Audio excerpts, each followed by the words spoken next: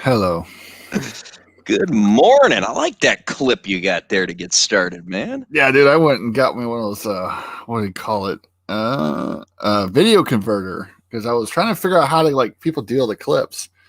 And so I just looked up like little YouTube clips that people use, and I found that one, I found a couple others, and I was just like, yes, I need more, but I was like, I need lots of these. Yeah. So like I Yeah. was trying to think of like good movie quotes and stuff I could like get for like that's like 10 seconds, 10 to 20-second long.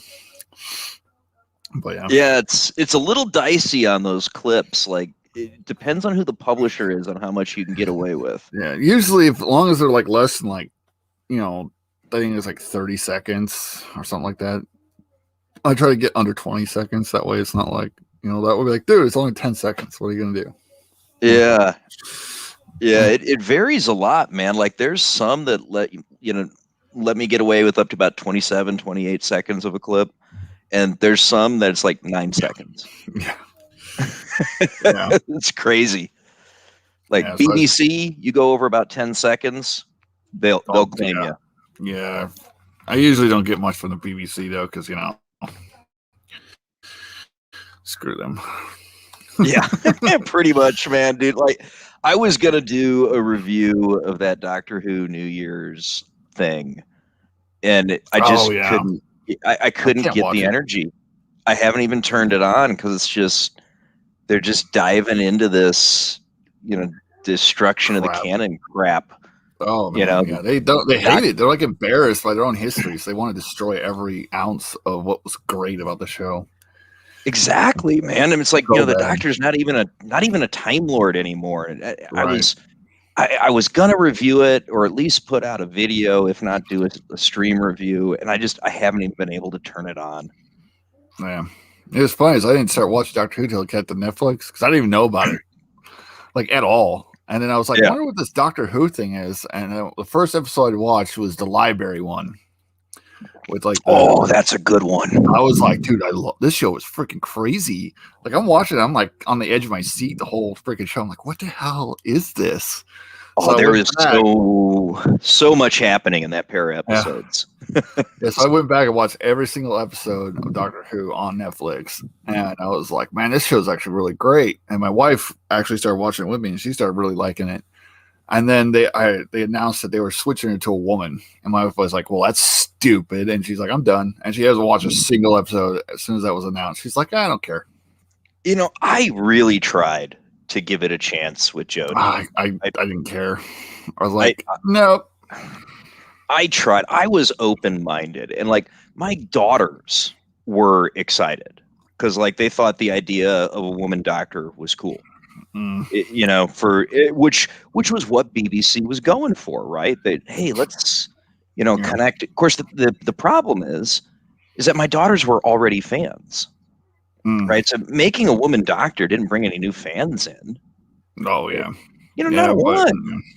But yeah, my daughters who were already fans were kind of excited, and then they hate her. I don't blame them. I don't. I just yeah. I was like, oh, this is disappointing. Yeah, I didn't even like the bow tie guy as much as like everybody else. I was like, bow tie. I was like, really? And it kind of grew on me after a while, but like right at the beginning, when he's like, I like bow ties. I was like, oh, come on. What I liked about him is he was goofy as hell, and he was off the wall. But I think he did, the vengeance of the Time Lord and the Time Lord victorious and the anger of the Time Lord even better than Tennant did, because when he definitely had some serious moments where like when stuff happened. Yeah, because when it came out, it was such a huge difference from his normal personality that it like really just stood out so much. Mm-hmm. Yeah, it was definitely different because at first you were just like, man, this guy's just a weird goofball, and then like every once in a while he would have this like snap moment where like something serious would happen, and he'd stop, bow tie goofy, and then he would just like, I don't know, it was pretty good. That's why I say it grew on me after a while, but yeah. And Yeah. yeah, it was disappointing what they did to that show. Oh God, yeah. I think what's going to happen, they're going to get deplatformed soon, because what's going to happen is, whenever the British government finally says, we're no longer funding you through taxes, you're going to have to fund yourself. Go. Is somebody there to wish you happy birthday? She's being a goof. Dude, I got the same when my girls are here. The youngest one likes to pop in the background, like anytime she knows I'm trying to do a stream or something, man. The joys of fatherhood. They're young enough that they want to run around the house naked all the time, and they're like, "You guys cannot do that while I'm streaming on Slaw News." You run and go, "Ah!" I'm like, "Oh my god!" Ah! That'll get you a strike real quick, man. Oh god, it'll get your whole channel thrown out the door. It's a good thing she's got jammies on right now. I'm like, oh my god. Yep. Oh, yeah, I went and got an actual divider, because this room is completely open. This is like my living room, but we have it's weird. Our house is weird because it's got the living room and then a dining room, but it's all one. But there's this little tiny divider that goes right in the middle, and we put this. I got this little pop down table that I'm using as my desk right now until I can actually get a big desk. Mm-hmm. Yep. Oh man, the joys of parenting while streaming. I am sadly aware of them just as much as Muriosphere. Oh yeah, it's fun and it's cute. Put it across there so I can close it. That'll be good. If people are running back and forth through the wall in a hallway, you should get one of those lights like Latino Slant's got. Paulie's got that on-air mic on lamp that he turns on. Oh yeah, that'd be good for you with your because of your open setup. Yeah. Of course, that might draw them like flies to the to the light, right? No, I got that light, and I have some lights down here. But they're I got these little ones at Walmart. They're little circle ones that you could put batteries in, and you can change them wherever you want. But they die so freaking fast. They take so many batteries. They take 3 AAA batteries. Oh god, yeah, but you burn through those like crazy, huh? They burn through those batteries because they're lifetime battery. They'll last you forever. And 3 days later, and it's dead. Yeah. Dude, but I got these ones. I like these ones. They plug right in, so I don't have to worry about them. Yeah, I like that. Next to that picture that you got on the mantle there, that looks like an FF8 gunblade. It is. Is that what that is? Hell yeah. I thought so. My gunblade, and I got a little dragon sword next to it. I actually have Cloud's big ass Buster sword, but I got it in storage because it's so freaking huge, and I'm afraid it's gonna fall off something. Hurt one of the kids. I have a huge sword collection. I got 15 swords, and my wife's like, "You're gonna put those in storage, aren't you?" I'm like, "I guess." Well, I had them when I first, I had them on the wall, things, and then she's like, "No, those are going to get knocked off," so I had to take them down. The Buster sword's too big. The kids can't possibly move it. It's all good. I think it's freaking so the handle's this freaking wide. It's cool as hell because Cloud's one of my favorite characters. But Gunblade is definitely one of my treasures. Excellent, man. I was looking at that. I was getting really close to the screen. I was like, dude, is that what I think it is? Yeah. Yeah, I went to a vintage stock near here, and they sell all kinds of stuff. And I found that, and I was like, "I want that." That right there. And it's in the mall, so I'm walking through the mall with a plastic bag over a sword. Security's giving me weird looks, what do you do? I'm like, I'm going to my car.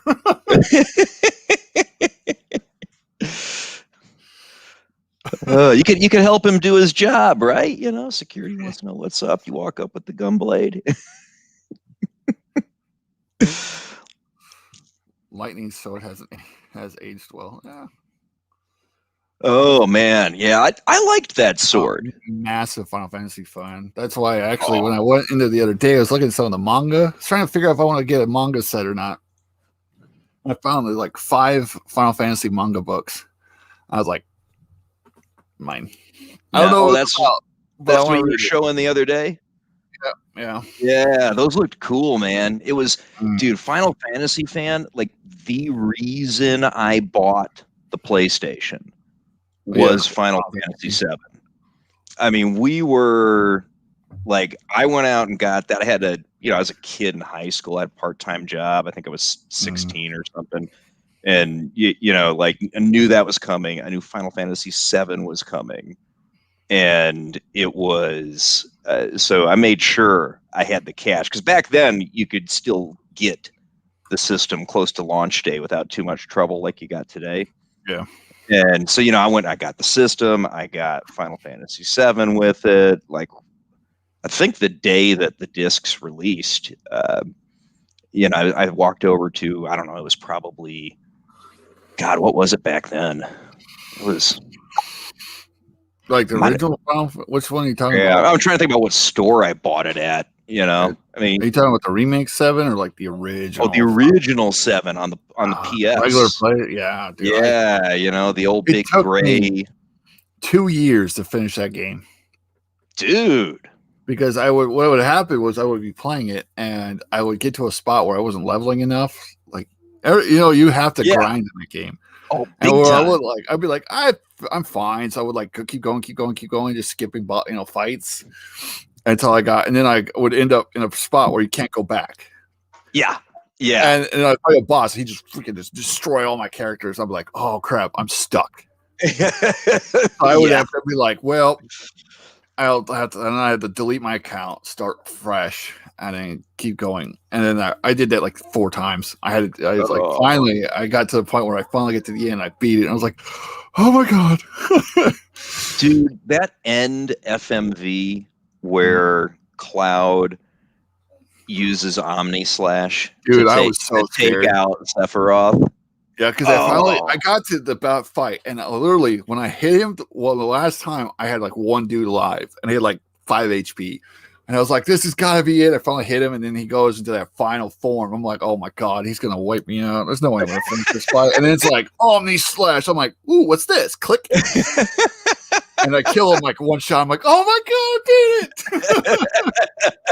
it!" Dude, the FMV of that was like, oh God, I just so many good memories of that game, man. It was, I'm trying to remember, it had to be, it might have even been like a Best Buy that I got everything at, or it might have been a game store. I don't remember, but just walking in there and getting that on that was my first Final Fantasy game.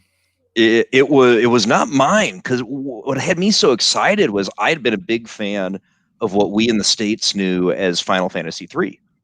And which was, if I remember my tracking correctly, that was actually Final Fantasy V, or was it 6? I could be remembering. It might have been 6. It was 6, because most of the people remember 6. Yeah. I didn't know anything about Final Fantasy until I was just going through like PlayStation games, and I found this big thick one. I had to do with the big, the original case, big ass case. It's got him, and then it's got the Midgar or whatever, like in front, like behind him, and he's got his big sword. I was like, "Ooh, this looks cool." Yeah, okay, because you're a few years younger than me, I think. Yeah, so 34 today. Yeah, okay, yeah. So I got about 7 years on you, brother.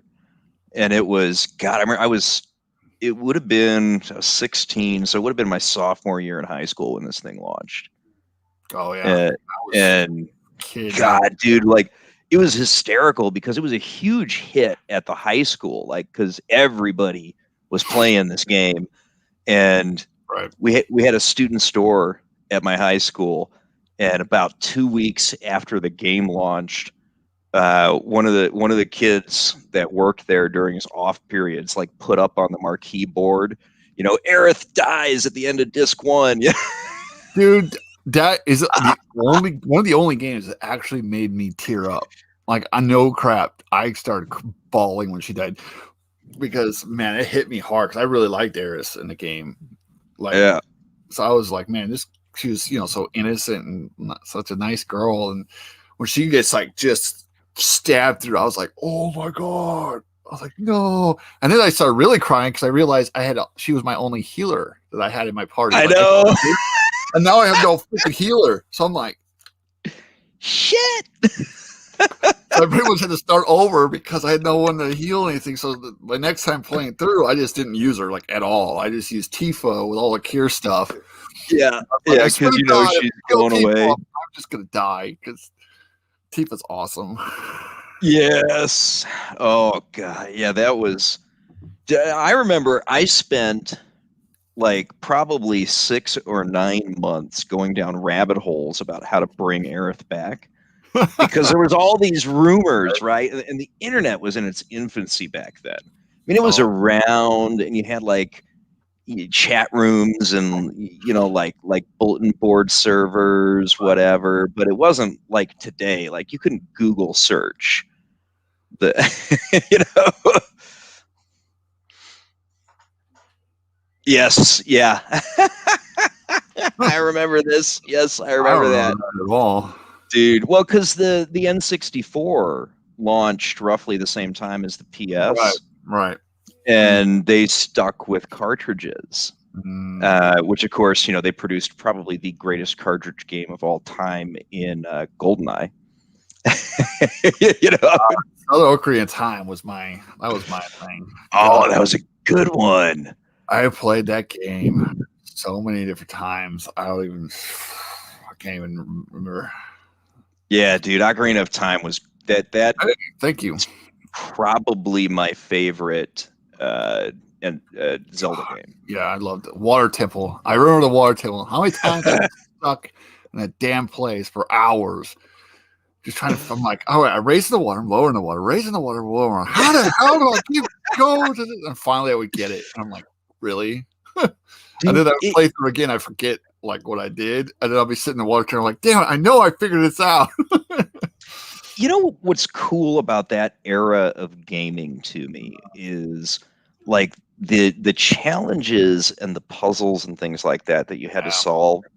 I mean, maybe it's me being a jaded old bastard, but I think they were way more in depth than the gaming of today.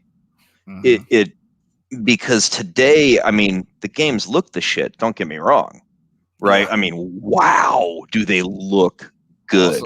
But you don't have a Final Fantasy VII where your first playthrough just to beat the final boss without screwing with the side quests takes you 100 hours. Oh god, yeah. Right? And then you could play another 200 or 300 hours doing all the side shit. Yeah, you would miss so much in that game if you didn't actually know how to find it. Yeah. Because you would just be like, all right, I have to go here. Okay, I need to go here. Especially when you get the airship and it's like, all right, now fly out. I'm like flying all over these areas. Like, where do I go now? And breeding chocobos. Landing in random places, trying to figure out where the hell I'm supposed to go next. Yes, land in the right place. I'm like, oh, so here's where I'm supposed to go. Okay. Or have to like get online and try to find people chatting about it. Like, hey guys, I'm at this point in the game. Where the hell am I supposed to be? Yeah. Oh god. They'd be like, hey, did you go get the weapons? I'm like, the weapons? They're like, yeah. Did you go fight the weapons? I'm like, no. The what? Fight the weapons, you idiot. Did you get this materia from Bahamut X or Bahamut Zero? I'm like, no. What? The hell are you talking about? They're like, okay, now go to this place, go on this one area, go up here. I'm like, oh, okay. Yeah. Yep. See, it's hysterical. Like, it's funny listening to how you experienced this game versus how I did, because it was kind of like the difference was roughly when you could do much easier internet research on this kind of thing. Like nowadays, you could look up anything and find. Yeah, like when I got this thing, like you had to get the 200-page illustrated strategy guide with it, right? So many strategy guides back then. Oh god, yeah. I'd be like looking through like I would read through like entire strategy guides trying to figure stuff out. Oh, yeah. God. Yeah, nowadays I can just go YouTube. Like, hey, what am I supposed to? Oh, okay. I just watch the guy do it. I'm like, oh, okay. Yeah, and it's it's a shame because those things were like they weren't just awesome, to help you out with like a step-by-step or get you through something that was really tricky. But all the good ones were works of art too. Mm. Yeah, actually, I still have the Skyrim one over here. Strategy guide, big ass fucking book. Jesus Christ, that thing's huge. Oh yeah. God, reminisce. This is what you do on birthday. You reminisce, Yeah, right. I'm getting old. It's okay. Nah, we're not old yet, man. We're at least I'd like to think that. There are days. There are days when I'm like folding laundry on the ground or something. And I go, ugh! Yeah. Yeah, that was the first time I realized I wasn't a kid, was when I threw my back out brushing my teeth. Oh. I think the other day I was helping my daughter with her like Lego set. And I was sitting on the ground, going through the pages. And I used to do this like all the time as a kid, man. Legos were my thing. Oh, yeah. And also I feel my back just started to go, you just feel like, it's not like a pop, but you can feel like something just moves. That's not supposed something to ain't right. Yeah. Like, oh, okay. That sucked. And it's all day long. I'm like bent over, like walking around the house going, oh my God. It's like you suddenly understand why your folks had heating pads when you were a kid, I had to walk on my dad's back so many times as a kid. Hell yeah. Yep. Oh yeah. Fine. Yep. I thought. Okay. Yeah. It was 6. Excellent. Okay. Yeah. I thought it was. Yeah. You can always rely on the chat. Yeah. Final Fantasy, man. Final Fantasy 7, 8. I never beat 8. I got. Really? Because what happened was I got the discs and I played through it, and then there's like a cutscene on the moon where like the monsters start moving, and my games would crash. Oh no way! Every time. So I went and got new discs, tried to play it, and something would happen and it would crash the same but, and I could never get past that cutscene. And finally, I just gave up. Maybe one of these days I got to go back. Got the Gunblade on the wall, and you've never beat the game. I know. I love the game, but I was just every single time it would happen. Well, I get that moon scene. I'm like, yeah. I know the discs are clean. I know they're great or brand new, and then it'd be like error. Like, nah. Yeah, I remember there was an old thing you could do to kind of glitch the games with the FMVs. Probably. Where you'd like switch the discs and it would play you something like a different FMV instead of what it was supposed to. For you kids out there, we used to have games that came on these things called CDs, and there'd be 4 or 5 or 6 of them for a whole game.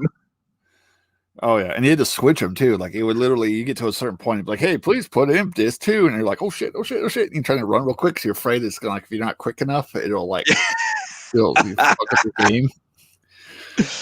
God, dude, yeah. Back then, consoles didn't have hard drives, and it chewed up those CDs too. The PlayStation would just, after like a couple months, you had to get new ones, or because the laser in it, or I don't know what it did, but it just chewed those discs apart. Yep. I think that was part of why Nintendo stuck on the cartridges. Yeah, probably for the N64. You think about them, they still have the little, now they got the little switch things that I'm so afraid I'm going to lose. Yeah. It's like, what is this? Like, I can't even see it. Like, I have enough trouble trying to find the discs sometimes. Now you're trying to make me have these little things with my kids running around, and they're like, I want to put on the Switch. I'm like, all right, we'll make sure the disc get back, put back, and I'll find like a disc randomly somewhere. I'm like, oh god, yeah, those little cartridges on my kids' DSs. They're like, they're like, to your point, they're freaking tiny. Final Fantasy 9, yeah, I loved 9 though. I really did. It was great, and remaster definitely worth it. For both, there will be a Final Fantasy -3 in there. Oh, cool. Oh, that's nice. Okay. There will be an FFX3. That would be very cool, dude. I liked Final Fantasy X, but I could not get into 10X2. I couldn't do it. It was so weird and it's so different than what 10 was. I never did beat X2. I finally beat 10, and I was like, wow, that was a good story. Like, It was, he man. finally, beats it, and then you find out he's actually not real at all. Yes. Oh Fades God, away. I was just like, oh, dude, how many times did you save and reload to get the eject shot? Oh, yeah. Right? God, That was so was, good. dude, that was so important if you wanted to play. What's the name of that water ball game? Blitzball. Yeah, Blitzball. Yeah, Yeah, like what's funny is I play Final Fantasy 14 on and off because it's the MMO right now, and there's so many people on there like, hey, so when are we getting Blitzball? Are you guys gonna put Blitzball? And they're like, so many like actual creators are like, don't do it, please don't do it. Yes. Yeah. Oh, dude, I don't blame you at all. That's a great. The music in that game was Yeah, outstanding. Final Fantasy's music has always been fantastic. So, my gosh, you could just get the CDs and just listen to them all day. Oh yeah, dude. I mean, they used to release just soundtrack CDs. Yeah, they do. for I those games. still think they do. Yeah. Yeah, it Sure they do. was. Yeah, Final Fantasy. I loved Final Fantasy IX because they did the whole throwback thing with the character design. Right. Even though they'd advanced, graphically to give you at least sort of a semi 3D world, and they went back to being more cartoony, and it was cool. Yeah, Nobu.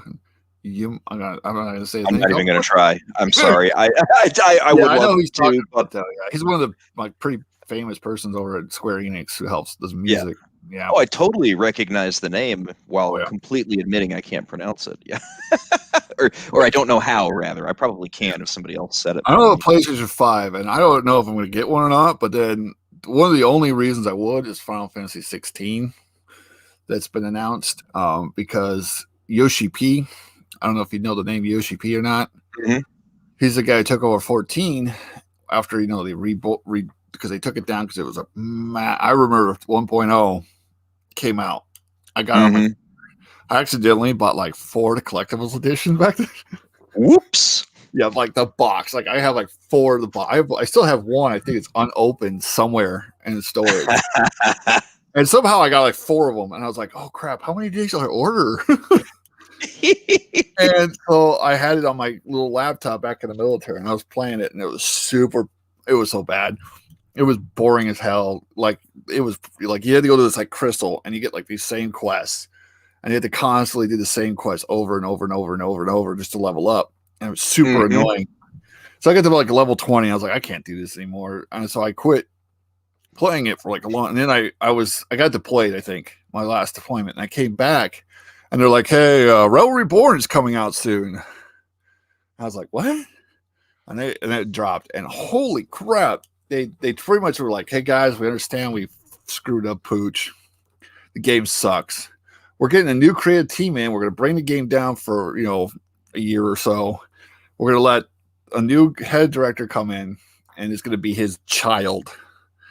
And the dude's going to work wonders. Him and his team are going to just work their hearts out on it, and then they're going to re-release it. And ever since it got re-released, it's been I haven't had a problem with any of the expansions. Some people are like, one of the expansions was good, but I was like, love this game. The story is so good. Dude, the launch on that was so botched that I've never bought the game. Really? Oh. Yeah, and I love MMOs, Like, you were just making me think of the South Park Warcraft episode when you're talking about the grinding, right? Right now, if you start right now, you probably would get to the end right before the next expansion. Yeah. In like a year. It would take you probably a year to catch up. Which, as soon as I get my better computer and stuff set up, I plan on actually streaming 14, and I'm going to start all over because I have like a top level character. He's got like almost all his jobs complete. He's got all his stuff done, and I'm like, if I'm going to stream if I'm going to create a new character and actually have fun, I'm going to do it on stream with people, just brand new. Oh, sure, why not? Yeah. But I'm looking at my character, and he's got like all this crafting, all this stuff. He's got all this gathering all the way up. He's got all this. It took me so long to get that character up to where it's like, I'm like, All right, boss. I got to wrap out of here, brother, because technically I'm at work. So am I. Woohoo! Man, thanks for having me on, though, dude. And absolutely a huge happy birthday to you, you man. you lucky God. I know he's a lucky bastard. I've seen those online. I'm like, I want this. Dude, those things are beautiful. They're like $400 or $500. I'm like, oh, yeah. All right, brother. Again, happy birthday, man, and we will be in touch. Yeah, definitely, man. Definitely. All right. Bye. See you later. But yeah, you got the new, yeah. Oh, I know Final Fantasy Remake was pretty good. Let's see. Check out the 2 document speakers network, Rise and Fall of 14, new clip document and Final Fantasy. Yeah. See, I love 14. I freaking do. I love it. I have been off though since last January. So my character's a little far behind. Like I finally got me a time card. I think I got 60 days. And I got back on my character and I'm trying to figure out how far behind I am. And I'm like, oh my God. Because I still haven't done any of my relic weapons. I haven't caught up gear wise. I am like way far. Like I'm at like, I got a lot to go. Because now they're at 5. I think their last update is 5.45. And I haven't been on since I think like 5.2. So now I gotta get on my character and be like, oh, all right, gotta grind, try to get these little tomes so I can buy my new gear. Then I gotta grind, get better gear, and then get her. And it could be a little challenging.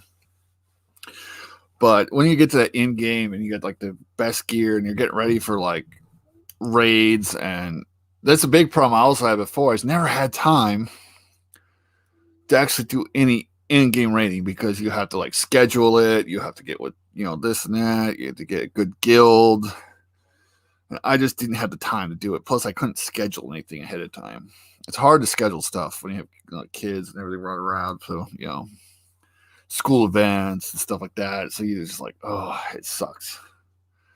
I definitely check out those documentaries. But yes, Final Fantasy VII Remake, I thought it was pretty good, except for the changing of the storyline. I think they should have just kept it to the same formula they did before. They should have upgraded the fighting, upgraded the character, upgraded the graphics, but kept the story exactly the same. I am at the Stormblood part where I have to run 8-man raids. Yeah, Stormblood was pretty good. Yeah, he went from, let's see, Heaven's Sword was the first expansion. Stormblood, I believe, was the second. I have to remember. And then now it's Shadowbringers, I believe. I'll have to look it up. Make sure. Yeah, 8-man raids, yeah. Daddy. What, man? So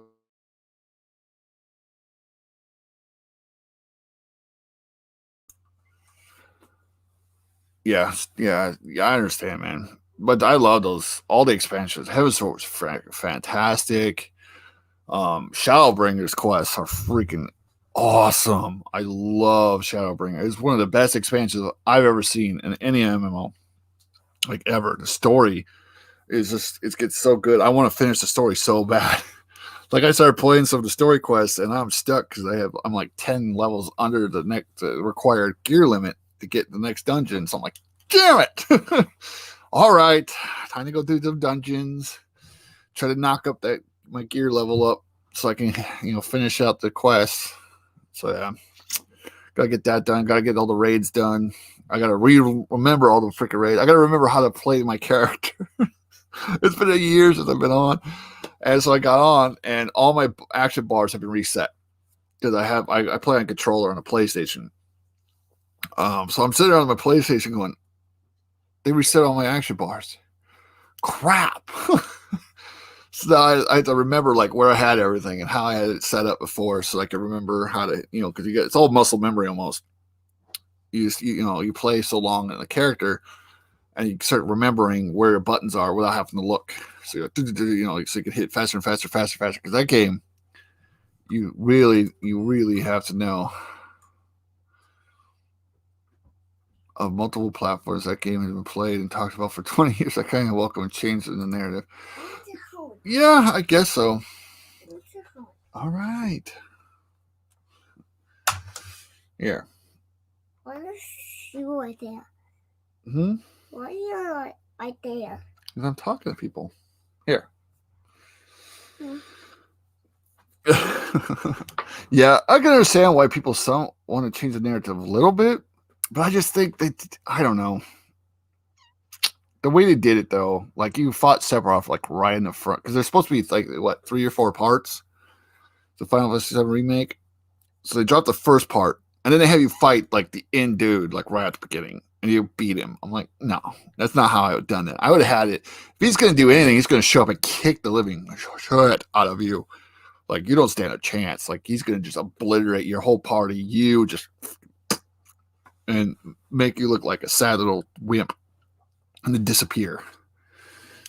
Yeah, but they did bring quite a few of the bosses back. So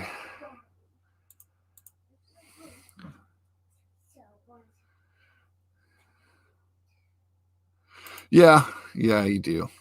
And now I think the way they had it done is they make it look like Aerith isn't going to die in this time. And they're bringing back. They were showing Zek, the guy who actually was a true Buster Sword master. So I'm wondering if he's going to be in it, because they made it the way they did it was like something happened and he was coming. So I don't know.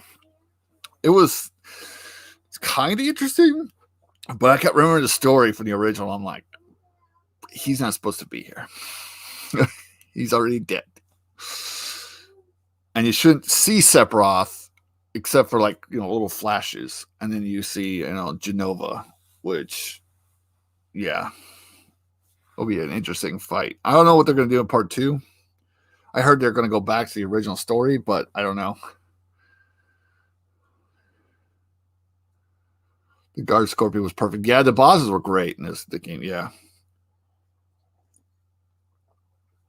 So more annoying is Sin, though. That freaking Tomberry shows up with the little knife. I was like, fuck. Because if anybody knows a Tomberry, you don't want to get fucking close. So that whole fight, I was like jumping backwards and keeping all my characters away from him, or running around him, just hitting with the magic. Like, don't stab me. Don't stab me. Tomberry's like, stab you, you die.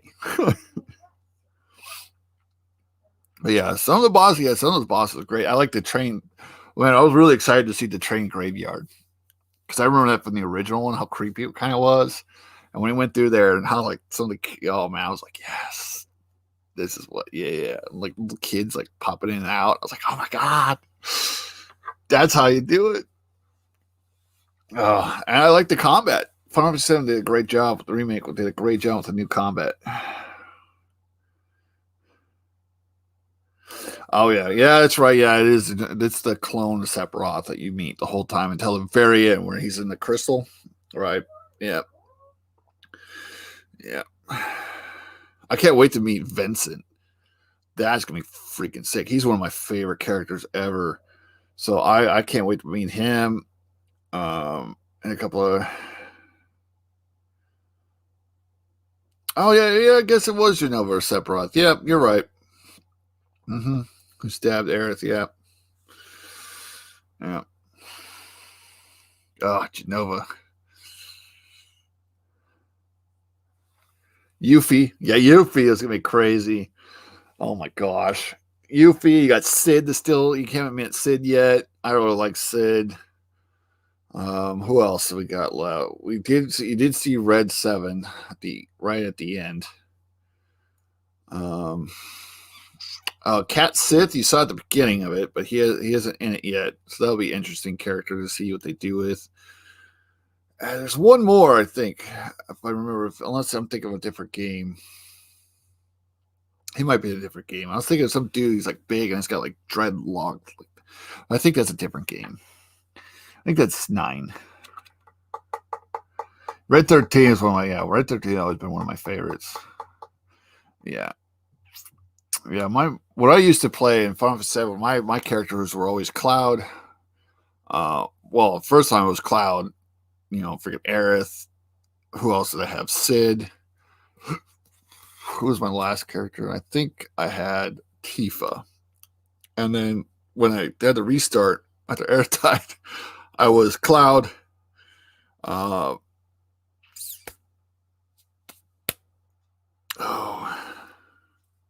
can't even think of the name right now. But yeah, I'm excited to see what they do with all these characters, because now that you it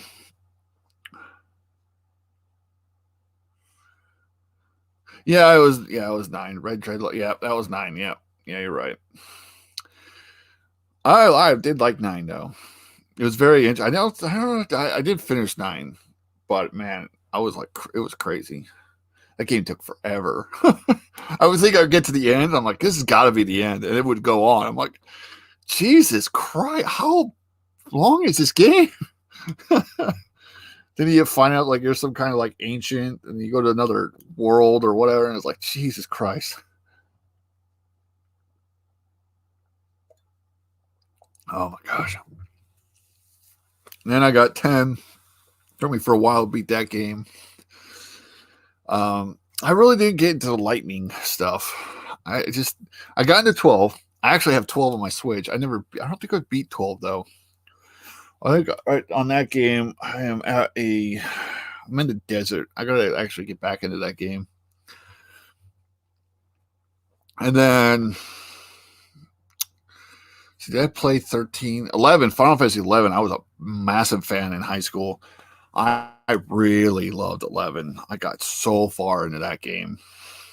Guys, remember, I don't know if you played in Final Fantasy 11 online, but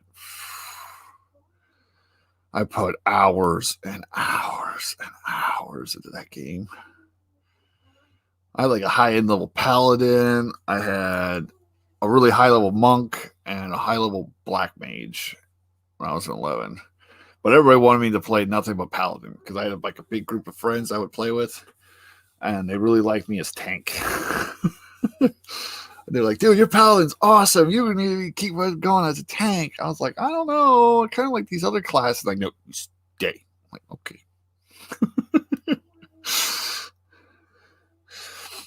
Oh man, Final Fantasy 11 brings back memories. The hours I would spend trying to like hunt. Like, they had this one in Sandori, a Sandorian, or I always call it Sandy because that's the nickname everybody had for it. There was like this little graveyard place, and once a day, literally once every 24 hours, a ghost would appear. And you killed that ghost, he dropped this little piece of cloth. And a piece of cloth you could sell for a ton of gil. And so I would just sit there, like if I needed gil, I would sit there and hunt that thing. And then people started learning about it. And then you had like the freaking little bots people would create started popping up here and there, which would, automatically sit there. They were computer controlled, so they would sit there and wait, and they immediately attack, and you weren't fast enough to take it away from them. Oh man, hunting parties were awesome. That game was cruel but fun as hell. You used to go to the dunes in Final Fantasy 11, and you'd have to shout for party for like an hour, maybe 2, just sitting against a little thing going, God, I need a party. Please invite me. I am blah, blah, blah, this level, this is my item level, this is this. And if you didn't have like item levels up, you didn't have your weapon skills up, nobody wanted you. And those were the days. MMOs were crazy hard. That game was... They didn't have like a duty finder back then, where you're like, hey, I want a dungeon finder, so it'll just send me to a dungeon. No, you had to sit outside the dungeon.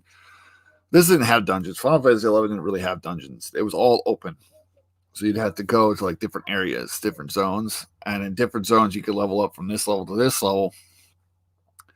And if you died, you would have to go all the way back to your home point, which was like usually a major city. And it took forever to run through everything. Oh, maps are huge. The monsters were like super crazy hard. So you had to like sneak. Oh, God. That was a game.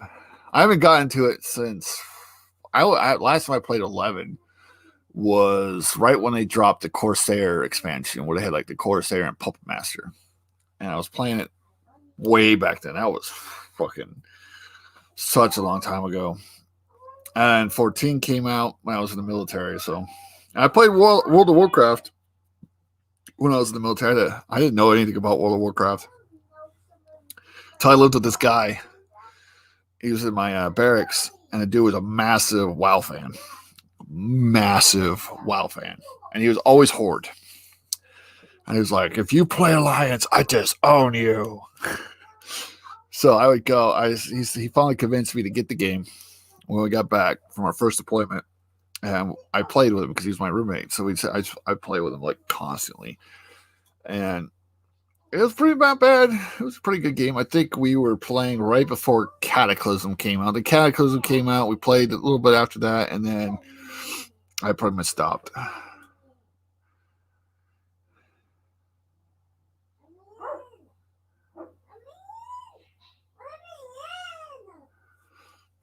Oh, yeah. There are multiple in-depth reviews that go into full history of Final Fantasy games and stories. Yeah.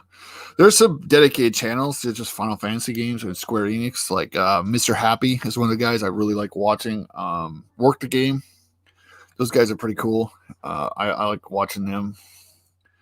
So, yeah, those channels are really into 14. Like, a lot of the guides and stuff from Mr. Happy. I watch his stuff all the time. Mignoni, something like that. He says pretty good. I subbed to 14 and just have it played. Yeah, 14 is one of the, it's an MMO where I play and I get to the end, and then after a while, especially if I can't get like in a good groups to do like in-game high-end Savage and stuff like content, I'll just kind of start playing other games. And I'll let my time subscription end, and then I'll just come back whenever some more stuff come out. And I just haven't done it too much this last year because I've been just too busy. And so when they just announced it, they're about to announce 6.0. So February 5th, they're actually going to have a huge Final Fantasy 14 community event online, of course. And a lot of people expect 6.0. Stuff. And the next expansion is going to get announced. They're going to show some trailers, show some stuff. People have, speculated what's going to happen, if they're going to show jobs. Are they going to show races? Are they going to make more races or not? So I am definitely on February 5th. I don't know if I'll do it live because it's like 2 o'clock in the morning. Because it's Japan time, so they're going to be like at 2 a.m. when they finally drop it. So I might do like a... Oh, yeah, you're subbed to both of them. Yeah, I do. I like those guys, man. Yeah, Work the Game is pretty good. I like his stuff, and Mr. Happy, I've been following for years.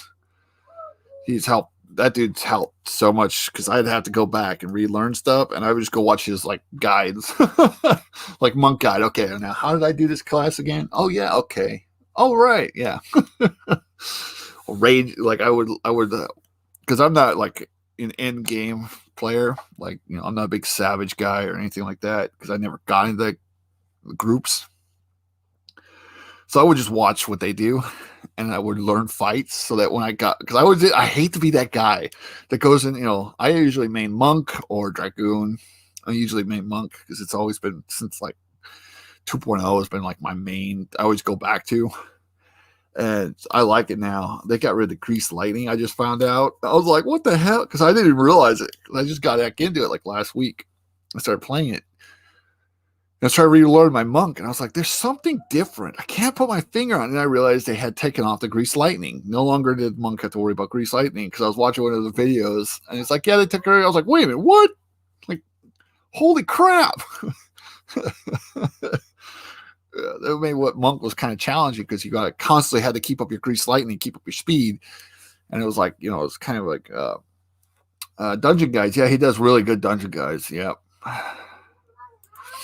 It's I always hated to be that guy who didn't understand what's going on. So you jump into a fight and just get killed like over and over and over because I'm just not paying it, and I was quick. But if you watch a lot of his guides, you learn kind of like the fights ahead of time. So you kind of see what's going to happen. And I watch them like 2 or 3 times. That way I kind of got an idea. Okay, when the boss says this, he's going to do this attack.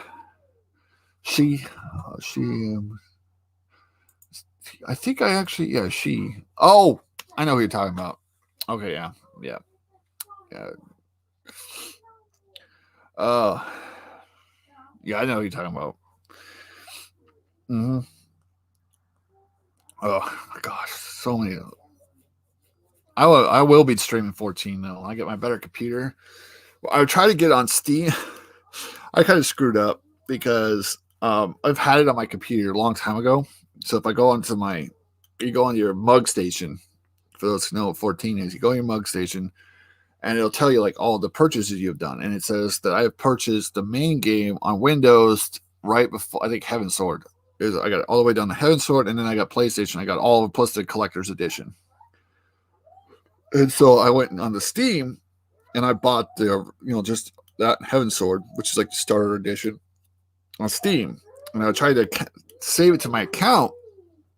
Unfortunately, because I did not buy it on Steam originally, it does not allow my Steam account to attach to it.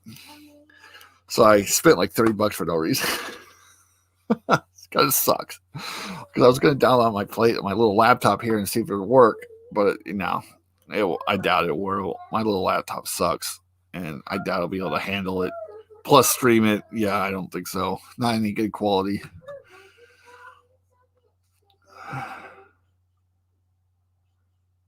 Okay, so yeah, you've been a WoW subscriber since 2007, and always kind of show preferences. Yeah, WoW's it's pretty good. I like 14 a little more because you don't have to have races. Because WoW is all about, hey, one character gets one job, level all the way up, do all your crafting, all that stuff on it, but your main job is always the job. If you want to do another job, you have to start a whole new character and get all the way up, which is it's fine.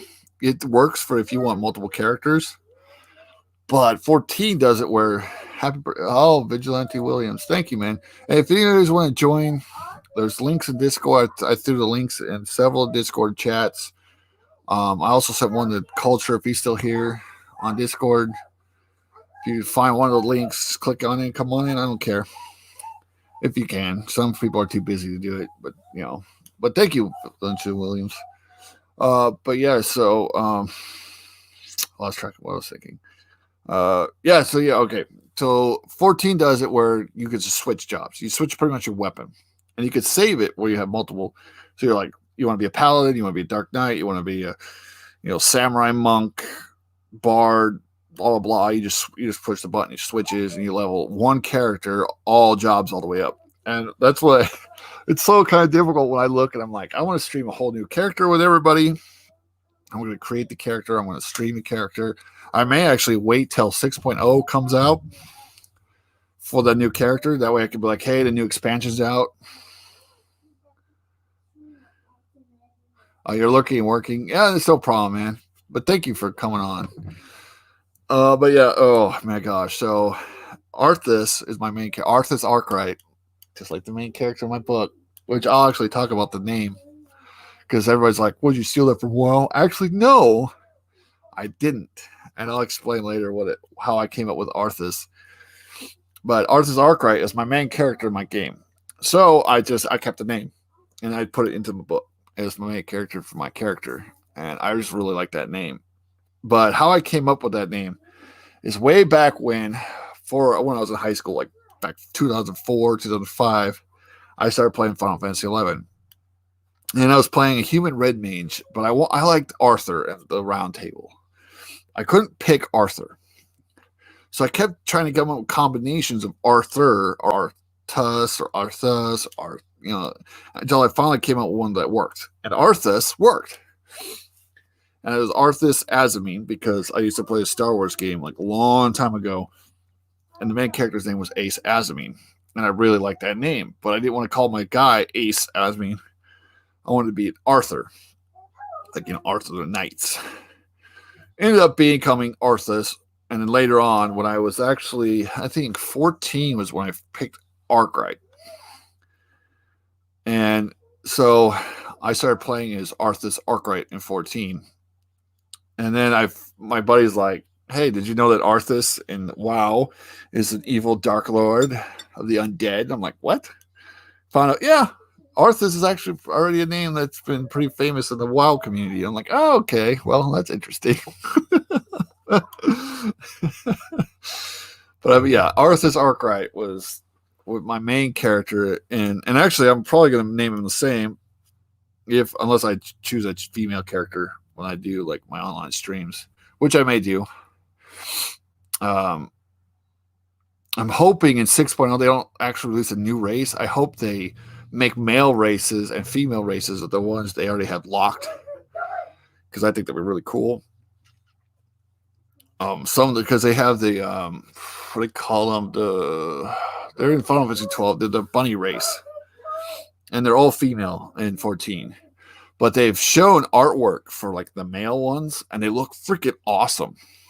And I'm like, dude, if they make a rabbit male race in 14, I would totally pick. I would do it. They just released the male only. It was in Final Fantasy X. It was the lion people.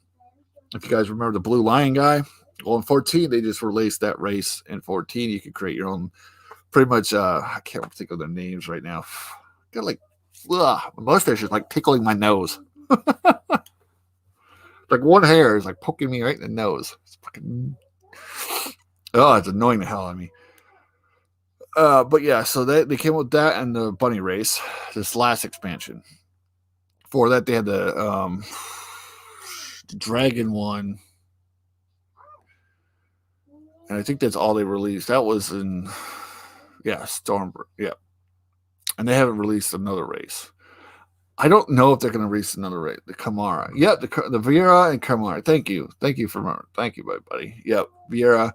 You can make a Viera female now, but you can't make a male, and you can only make a male Kamari, but not the female. So I'm kind of hoping in this expansion they're like, hey, we're not going to sex lock anything anymore. Now you can make male Viera and female Kamari, because I would totally make a male freaking Viera. They actually look pretty cool. I've seen the sketches. They look amazing. So yeah.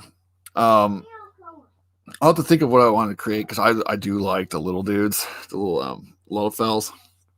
And those things are funny as hell. Or the Taru from the Final Fantasy 11 era. I still call them Taru. Fucking love the Taru. A little dancing. Fucking, it's hilarious. I may actually create one of those just for fun, making like a freaking tank or a warrior or something.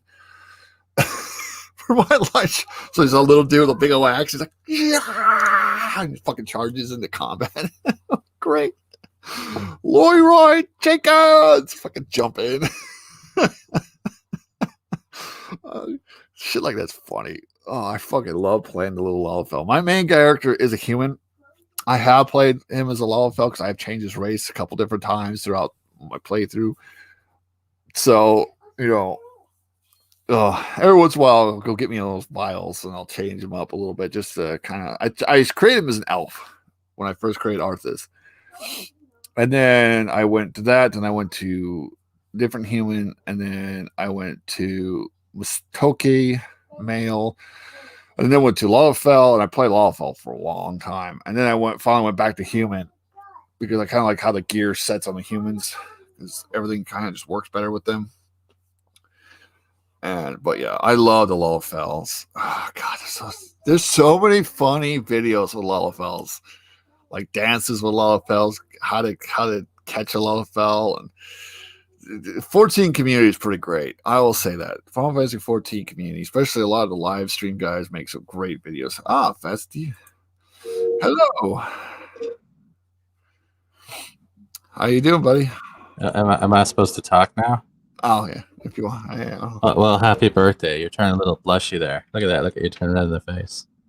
Sorry that you're doing hardcore drugs. So now. No? Sometimes I wish, but No, you're drinking out of a Star Wars cup. Sometimes people need that amount of drugs, I'm just messing with you. No, I just got coffee today. How do you feel to be 21 years old today? You finally drink. 21, right? No, I wish. My 21st birthday, I didn't get to drink. I was in Iraq. And it was funny is because when I was in Iraq, we were stationed in a place called Al-Assad. And it was like a major base, and we were convoy security, so we would leave and come back every so often. And they had like a big ass PX, like a big store, because it's such a big store. Yeah, like a pretty much like a Walmart size store. And I'm sitting there in my thing, and everybody finds out I'm 21. And one of the guys go gets those non-alcoholic beers and throws it at me. He's like, "Here you go, man! Congratulations!" I looked at it, I was like, "What the fuck is this?" It's close enough to society at this point. I'm like, "It's got the taste of beer, but not the alcohol. What is wrong with you?" It's for those alcoholics that just can't let go. Right. I'm sorry, that was probably a little disturbingly not funny, but it is funny. What Final Fantasy classes haven't they used a lot? My friend, yeah. We'll get back to that in a minute. What I want to talk about, you want to know the story of how I started my first beer ever? It's pretty sad. But I don't know. I can't cry for you, but you can go ahead and tell me the sad story. So I grew up with pastor parents, so I never drank, I've never smoked or anything my whole life. I was like the good, church kid.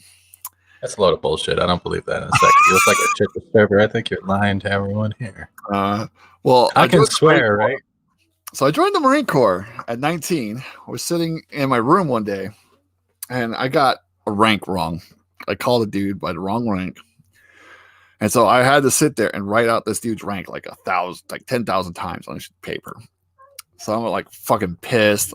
I'm fucking in my room. And I had this senior Marine called Lance Corporal Lee. So think about an 8-foot tall, built black guy. He liked to fuck with me constantly. He lived like the barracks room over. And I would order pizza and stuff. He would show up, look at me, give me this look, and he'd pick up like a box of pizza and just walk out with it, like constantly. I'm like, dude. But after a while, literally, I would order pizza, but I would order like 3 pizzas so that when he come in and pick up the box, I was just like, "I got the ones you like." And he's like, "Good." And he walk. Well, then he comes in. He's fucking blasted, like drunker than hell. He's like, "What the fuck you doing, Cunningham?" I was like, "Oh, you just totally doxed your last name." I've done it before. All right. I don't care. But like, he's like, "What are you doing?" I'm like, "Nothing. I got in trouble, so I have to write these." Like, that's fucking dumb. He's like, "Hey, I'll tell you something. If you drink this beer, you don't have to write that." I was like, "Seriously?" He's like, "Yeah. I never had alcohol before, ever. Like, no beer, no nothing.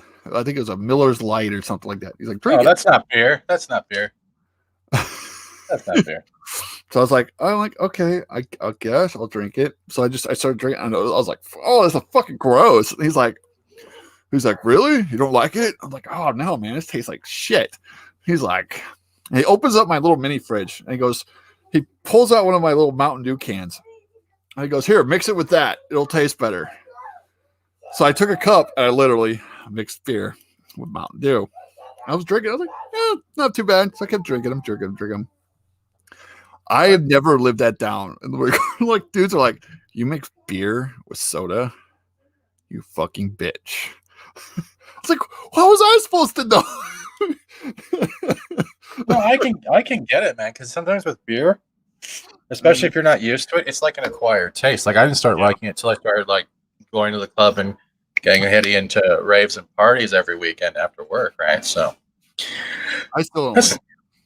I like some beers, just not a lot of beer. Like the difference is I can drink it and it doesn't hit me until like the 3rd or 4th King can, like, the 740 milliliters. But it's like water to me. Tequila, on the other hand, is my dark mistress.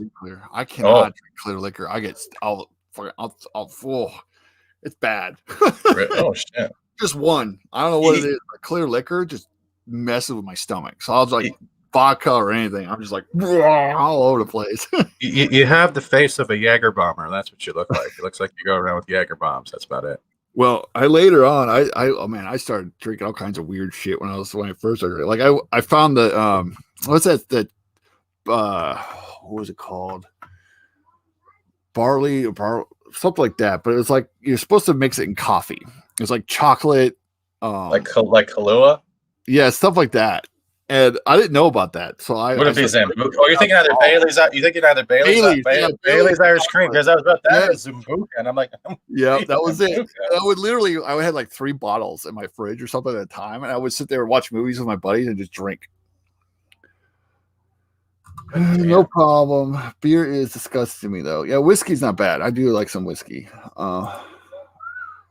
I can go through 2 bottles of Jack in a week and feel nothing. Oh man!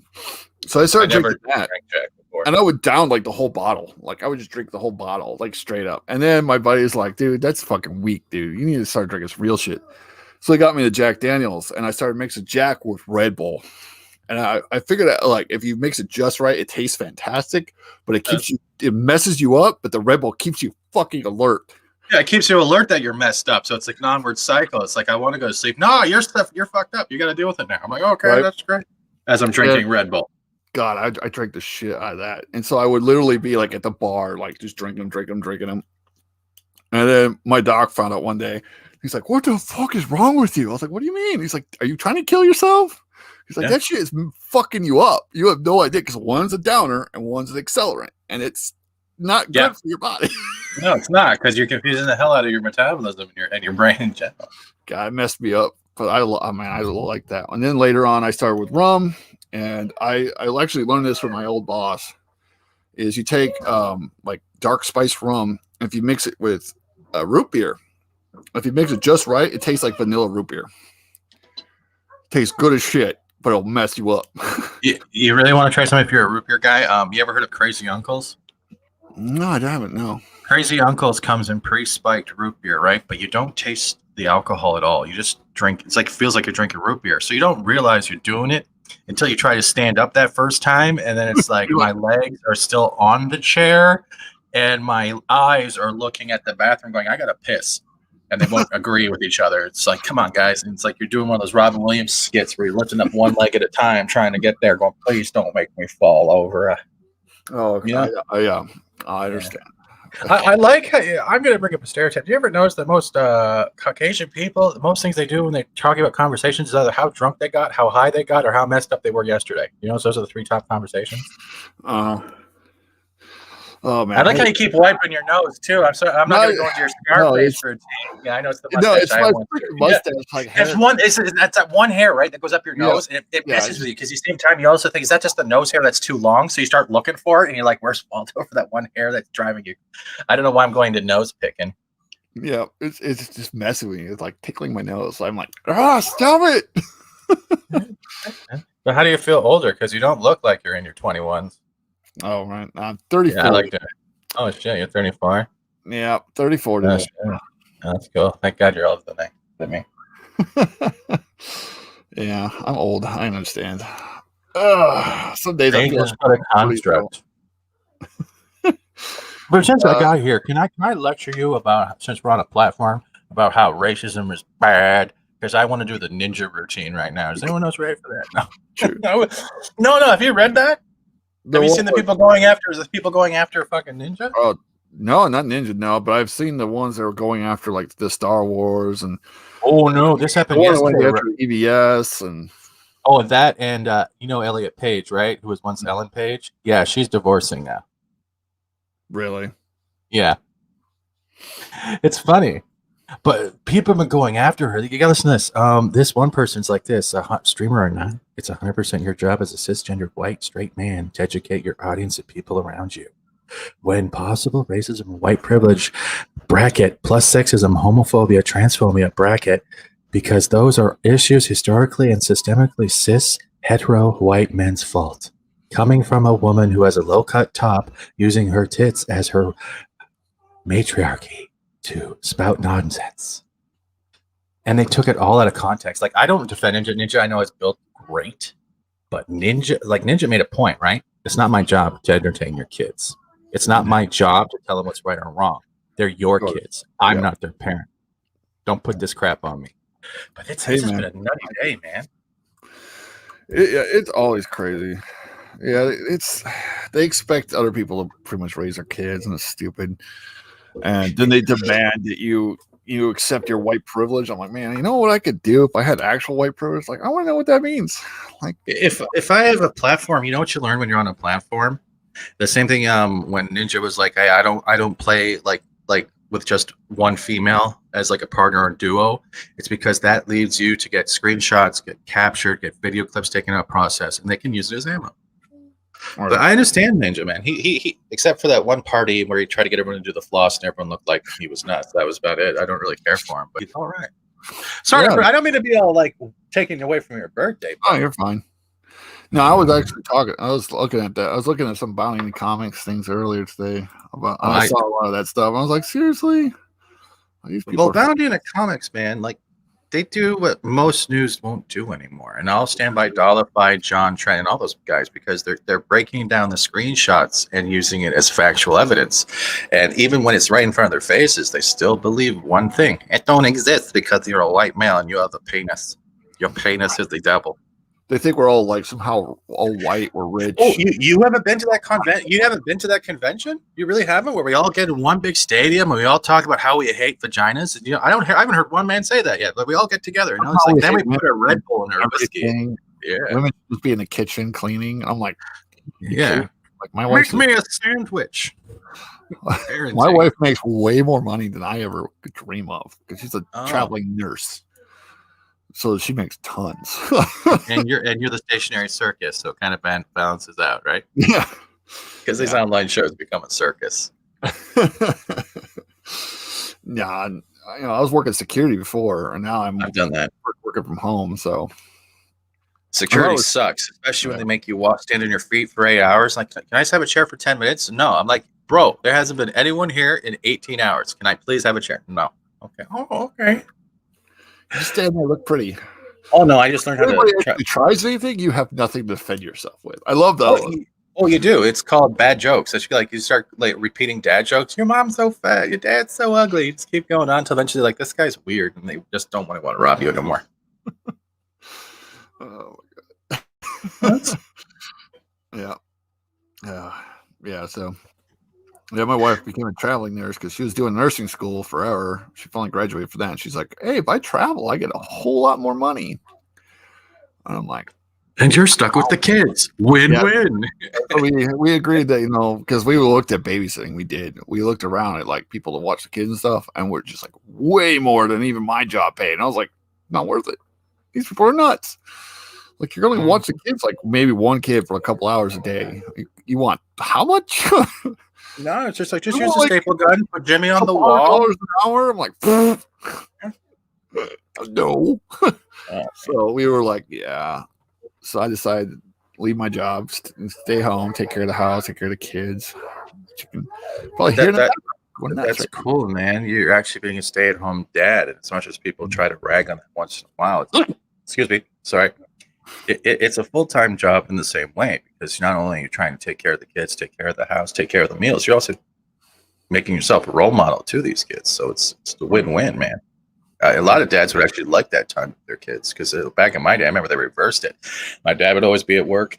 He would take all the overtime on the weekends. There'd be no time at home. Yeah, my dad you're doing a good thing. My parents worked a lot. Yeah. And I was old enough to pretty much watch myself. And my brother was born. They're like, guess who's watching the kids? And we're going to get hammered. See you later. Yeah, they were always at work, and I was constant because they were Salvation Army officers.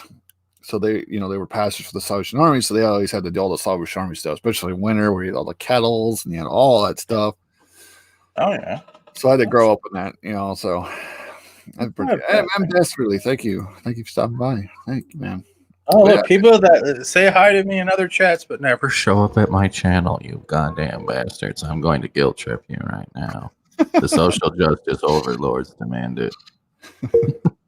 There's so many channels I'm subscribed to. I try to hit everybody. I try, but I the ones I go for, I try to make it a week. A week I'll go check like the normal channels I like, but then I will go for that's not what clauses are for. Clauses are for Tom Cruise and John Travolta. If you remember the South Park. All right. Mm-hmm. But yeah. Oh, I also want to say we'll look into times when we get the March schedule set up. We'll put you on the first live show you want. All right. There's your birthday gift. Now leave me the fuck alone. I missed you like twice. Come on. Twice. You emailed me here. You emailed me on Twitter. Did I? Yeah. Bro, it's all good. I'm just messing with you. I don't care. I like people actually approaching at the same time. It shows the enthusiasm. Yeah. Because this is the stuff we actually talk about. Like the way you're talking now is the way we talk with our guests. You've seen a couple of the shows, probably everyone has. So that's cool. You're genuine in your own way. Same the way Dollified is when he's not saying "damn it, Fat Steven" or "damn it, someone else" in the chat. The same with Roof Korean and his super chats. You got even Vigilante Williamson who thinks I'm a racist deep under all this white skin. He's probably right. I just haven't accepted it yet. The hell, Steven? What you're seeing is when unfucks itself long enough to give me notifications. Yeah, that is a problem. Trust me. That is true. I'm just being a dick, Dastardly. I'm literally being a dick. I don't care. I really don't care. My whole channel is 2 WandaVision videos, Fatal getting blasted by a koala chlamydia joke, and video game streams. That's it. If I am no reason to get upset. That's why you guys bring me on Mackey's stream, because you like seeing him lose his cool. That's why you do it. It's like, would you please welcome? Oh no, that's Steven. That's literally. It's so good. But you're lucky, man. Vigilante, like he's smart in his own way. I like him. Like you got some good people in this chat. I don't trust him with my VCR, but he's still a good man. That's right. That's it. I'm one of the few people who probably can get away with that shit. Actually, I met Vigilante on I think Culture stream. Oh no, yeah, it was a Comics Division. Well, maybe it was Comics Divisions or West Moody's with all of them together. Maybe. I don't know. I can't remember. It might have been just a Gary from Nerdrotics member stream. I think that's when I first met him. And then he was like, "Hey, I'm gonna be on Cultures." And I was like, "Oh, hey, I am too." Yeah. Yeah. So I met a lot of people through other people. I try to subscribe to everyone. I really do. But every once in a while, someone would be like, "Hey, are you subscribed to this guy?" And I'm like, "I think so." Oh no, not. I unsubbed to him when he thought I was racist. So I'll give him a sub later on. That's what I'm gonna do. Well, that's cool. Let me know. Steven's a dick with a heart of gold. Oh, please don't tell people I have a dick. I'll get canceled. They don't like penis. That's a lot of Twitter and everywhere else. Don't do that. Don't do that to me, Dastardly. Yes, that's true.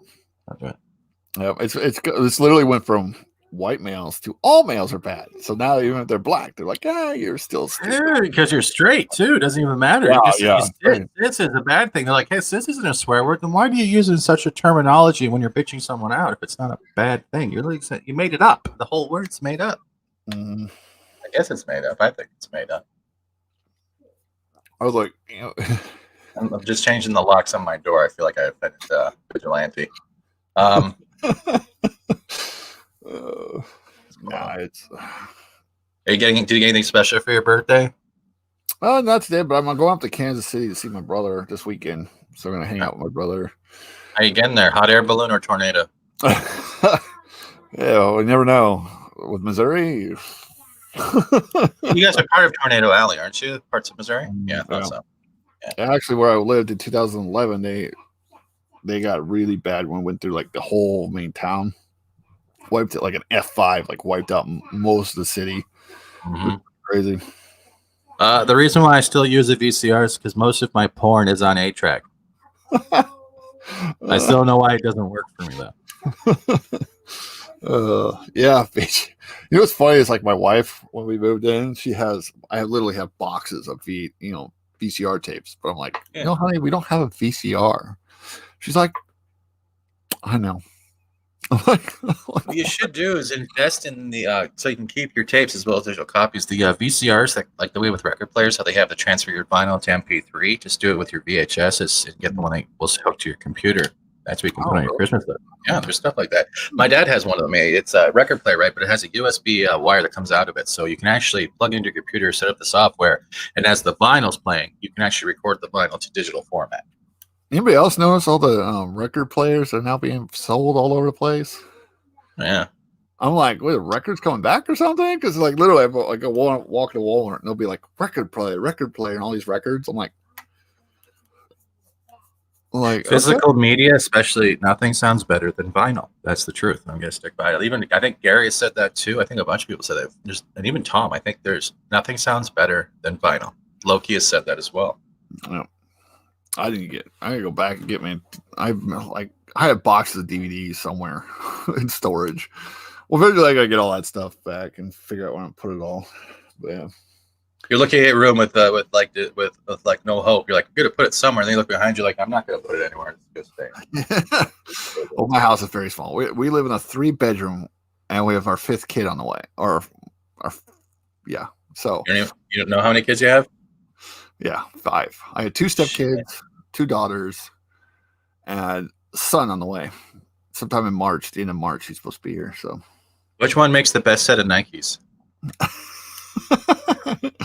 probably stepkids. You can call it. Yeah, you can just start opening up your own little. Can I say sweatshop on here? I'm teaching them responsibility and sewing. That's how I look at it. Yep. Daddy gets a new pair of loafers. That's how it works. Oh my gosh, yeah. Thank you for having me on. This is probably my last time on here after all these cringy jokes. Thank you for the chat. No, you're fine. I remember when you and who was it? Who did I have on here? That was like crazy. We were talking. What was it? Star Trek. It was Wes, you, and myself. Yes. Yeah. Yeah, I gotta get back into talking about Star Trek. Okay, great. Tell me when Star Trek starts. That's actually good again. Let me know that. Well, Okay. That's nothing now is good, but No. gotta go back to the original stuff. That's the only thing. What about WandaVision? Are you liking that? I actually am interested in it. Like, I liked the first 2 episodes. The third one was really weird, but I liked it. But I'm just like, what the hell is going on? You want an assumption breakdown? I can do for it because we pretty much do it every Tuesday. That's what I'm Sure, go ahead. But let's put it this way: the Westview, where it's all taking place, it's pretty much surrounded by Wanda's power. It's a giant bubble. That's right. Yeah, I saw that in the third episode. Yeah. Yeah. So she's having a mental breakdown because of the loss of Vision, her brother, and everything else that's been going on. Traumatic. This is all. Sorry, I'm about to cough. To anyone in the chat, this is not fully. I realize we'll probably see more in the 5th episode or 4th episode. She has a mental break. She's in full control. The only people who are not real in that whole show is Vision and the kids. Yeah. Agnes is actually Agatha Harkness. She is actually a witch in the later comics that actually trained Scarlet Witch. But when it got to the Darker Than Scarlet, she killed a lot of the West Coast Avengers, including Agatha. Wow. Yeah. But they're surrounded by this TV universe. It's a coping mechanism, I guess, first of all, as a defense mechanism, because she probably hasn't realized the extent of her powers and what she's doing on top of the other powers. Yeah. But everyone else that lives in that town before it became TV land is trapped. That's why you remember the third near the third of the episode when Herb and Agnes are talking, and she gives that look of terrifiedness. Don't do it. Don't tell Vision. Don't tell Vision. And Herb just shuts up. It's because they don't want Wanda to know that other people are aware or not, or immune or not affected by her powers. So they're trying to not just survive, they're trying to escape. That's what the whole cutting through the wall was. I think he was trying to, it's like a symbol in itself. They're trying to get out of there. And most of them don't even realize that the identities they are while they're going through the TV generations, they're not their real identities. As soon as they enter that bubble, they become possessed by Wanda's powers. Whatever show personality they are, that's the character they play. It's fucked up. It's. Do you read comics at all? Yeah, when I was young, I read ever so often, but yeah. Do you remember Jack Byrne's '89 series? You had one story called Vision Quest. It was from West Coast Avengers, where Vision turned pure white. And then there's a story that continues right after called Darker Than Scarlet, when Scarlet starts losing her mind, going apeshit on people. If you can find those in Comixology, read them. The art is great, and you'll kind of get a baseline of what's going on. I'm guessing by the end of this series, by 9, we're going to have doorways of the multiverse all over the place that no one's going to know about, and they're just walking freely through different types of verses. That's my guess. But it's so good because it makes you want to look at more of the things they just hide in the scenery, right? Right. It's an Easter egg hunt and a Where's Waldo, as well as a Marvel show. It has all those tropes. It's great. That's the way I look at it. Like, I go into depth with this stuff. But a lot of people that don't get it, that think it's dumb because they're not giving enough information, that's the whole point of the show. We're not supposed to know what Wanda did because we're taking it from the point of view of the viewer watching on that screen on the outpost. And when the screen goes to full size, we are then watching the. Right. Listen. Come on. Where's my internet? Crap. Events. That's cool. Oh, is it you or me that just went wonky? I think it was me. That was me. But that's it. But yeah, you can have fun with that. Yeah, it's been interesting. Like I look at it and I was thinking about myself. I was like, because I remember when Tony does a snap, so everybody who died from the snap returns, but not everyone Thanos killed. So when I saw Vision there and he still has a stone, I was like, that's not right. Something has to be up. And so I thought at first she was like, it's her subconscious. She doesn't realize she's doing it. But now I'm like, I don't know. But yeah. No, I understand. Still there? Am I losing internet?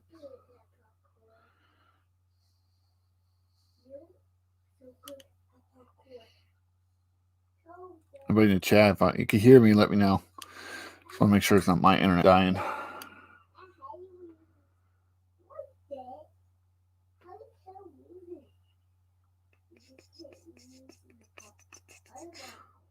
Is that me? I didn't hear anything. Okay, it's definitely my internet being a dick. Is it yours internet? Okay, I was wondering if it was mine. Like, yeah. I don't know what the fuck. Sometimes my internet likes to play games.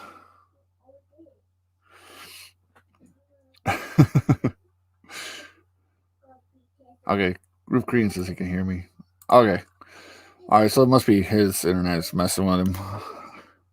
I hate when my internet does that. Like, I think it's fine. And then so I get a warning, like, your internet's not working. It's like, what? So, yeah. Oh, starting to come back. Yeah, it's definitely my end, so I don't know how long it'll last, but. Okay. Yeah, I hate when it does that. My internet does that all the time on me. It's But yeah. So let's go back up here real quick. Talk about the classes. You think oh hey Maki 90. Hey man. Thanks for being here. If you want to jump in, I put a bunch of links in Discord. A couple different people's Discord chats. So if you want to jump on with us, you're more welcome. It's my white privilege. So I'm going to wish you a happy birthday. I might have to reset my internet, and I'm sorry before I cut it again. But thank you for being as racist as possible. I appreciate letting me have that time. You can cancel me, or anyone can try and cancel me. I don't care at this point. I'm a fictional 2D fat fuck, so it doesn't matter. But thank you. I'll see you.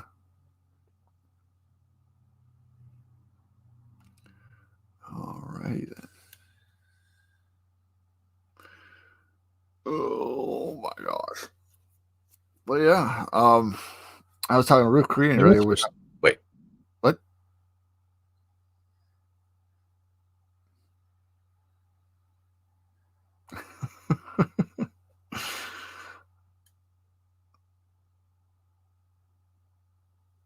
Hopefully it's not my internet too. Oh yeah. So, Roof, we were talking about 14 and like what classes they've adapted. Did quite a few of them. The ones that I think will be in 6.0 is actually Chemist. A lot of people think that because they haven't had a healer the last expansion. And so a lot of people think they're going to add a healer this next expansion. So, yeah. I think it's going to be like a Chemist or Druid or something like that. I would like to see a Druid in the game. That'd be sick. Like Nature. Yep, there he goes. All right. But yeah.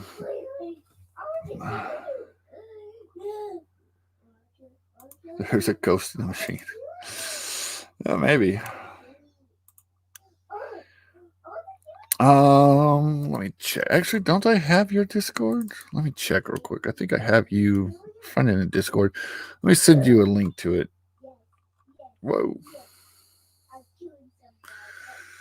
Well, hello there, Discord. Thanks for trying to take over my screen. Okay, there it goes. Go over there. Go over there. All right, let's see. Marketing and there you are. Let me invite, copy. All right. Paste. There you go. I just sent it. If Culture's still watching, Culture, I sent you a link in Discord too. Oh, I don't see any. I can't. I'm going to start my day. Okay. Oh, it's fine, dude. If you can't get in, it's fine. And he's welcome to join if you have on. So I know I put it on the gaming one. I put it on. Oh, there he is. Hey. All right. Happy birthday. Okay, for you, birthday boy. I will. It's another year, right? Another year, man. That's Dang it, this stinking hair. Wow. It's the only bad thing about having a mustache. Sometimes the hair. I know, right? All right. How does it feel being another year older, another year wiser? Yeah. I think the older, the wiser I get, the sadder everything looks to me. Like, people are going crazier. Like, why? Oh, 2020 had been. I thought before 2019, I was like, man, the world can't get dumber than this. Oh, what you talking about? I thought 2019 was great for me. I was like, it was a great year for me. But I agree with you on that. Then 2020, it was just like, oh well, yeah, it peaked. It reached peak. Hold my beer. 2020 was just Jesus Christ. And 2020, everybody was like, and 2021 is shaping up to be 2020 New Game Plus. Oh.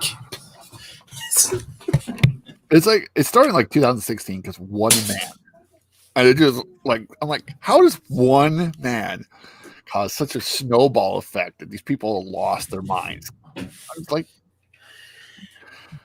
the guy's okay, he's whatever, but Jesus Christ. It's just the vein of this whole culture war, man. It's just been crazy, man. It's just been wow. Just like I think I've just been good at just kind of keeping my head down and such, and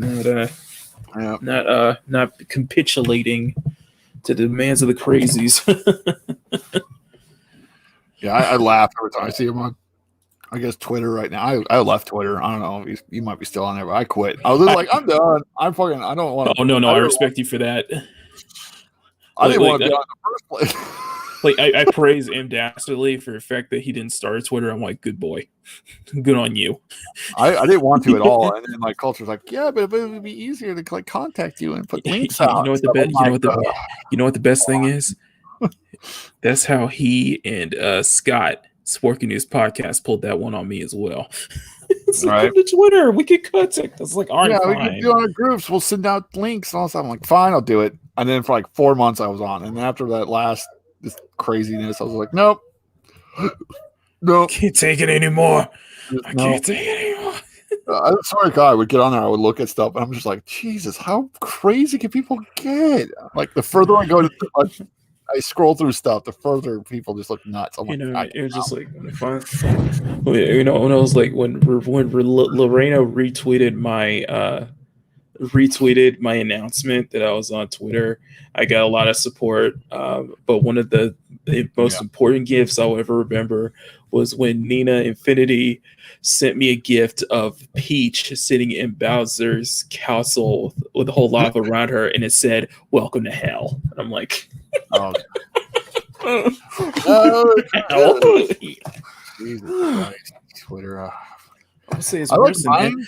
Mine's a little confusing though. Like I looked at it, it's like, do you want the Pro for $40? Here's my thing. How do I best describe Twitter? Even Satan would get canceled. Yeah, right. Somehow. Yeah, he'd get on there and be like, no. And they're like, you erased it. And he'd be like, I'm like, this is worse than hell. I'm like, this is like worse than hell. I'm like, wait, oh no, I'm out. He'd be like, the hell's not as crazy as this shit. He's like, don't worry, all you'll be in my realm soon. I was like, you know what? At least it ain't Twitter. I'm just like, you know what? You can't.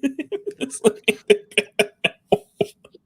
this is, oh my goodness. But yeah, man, I've been Harry Potter creator again, and they're constantly all that. What could she have really done to piss people off? Like, she's pretty woke, so I'm like, whatever. And then also they're like, kill her. I'm like, she's a turf. Lead their own. We keep saying it. That's why I love this community, man. I'm so glad I found this community of people. My thing is just. I just keep to myself. I mainly keep to myself. I don't mess with the crazies, and I just keep. It would be The Walking Dead. Instead, we got Division 2. Kind of, but not like as crazy, right? Like Division 2 is pretty cool. I mean, at least Division 2 in a sense. Like, you know, I think for just like most of these situations, it's just like. I just sit and watch. I'm just like, we're just an observer. Just kind of watch as it goes along, you know. Yeah, we got our like little, section of people trying to stay sane in this crazy place. There's like, oh, we just want escapism. No, escapism is racist. You should live in this hellhole forever. I'm like, all right. Now they're going after like Ninja, I guess. Fat was telling me they're going after Ninja. I'm like, seriously, the dude basically for saying he's not their daddy. For common sense, I'm your daddy. Shut up and watch me play games, or don't like me at all. I don't care. For having common sense, and right. That's basically what it is. Because he's absolutely right. You should be. But yeah, that's how it is, man. Just, but it's a great place to get inspired, though. I'll say that much. Paul Patriot, hey man, free milk. Oh, God. How you doing, Paulo? Yeah, it's pretty crazy. I had a lot of views in this thing so far. A lot of people coming in the chat and having fun. It's always fun doing live streams when people are actually in the chat. It kind of sucks. You do a live stream and you're sitting there like talking to yourself and you're like, come on, people. Like an hour later, you're like, I can't keep going. And they all show up. You're like right at the end, right? It's like, crap, I have to go. I think one of them I actually had to tell you hi and bye at the same time because I was supposed to, I had a phone call from the VA coming in, but it was supposed to be at like 10 o'clock. And then they call like 9:20. I was like, well, okay. Well, I had a morning stream. I just came from a morning stream, basically. Oh, yeah. We're doing what I have an idea for an intro for one of my streams, for my morning streams, and I'm gonna do it like a motion comic, basically. So just like a series of stills. Oh, so you okay. Definitely. And so just kind of like a little project, though. I'm busy though. It's just like, basically just doing all the stuff for the channel. And today I'm gonna get back into my, list of commissions I put on hold. So yeah, I gotta talk to my artist. The guy who did the art up there and stuff soon. I can get him to do the cover.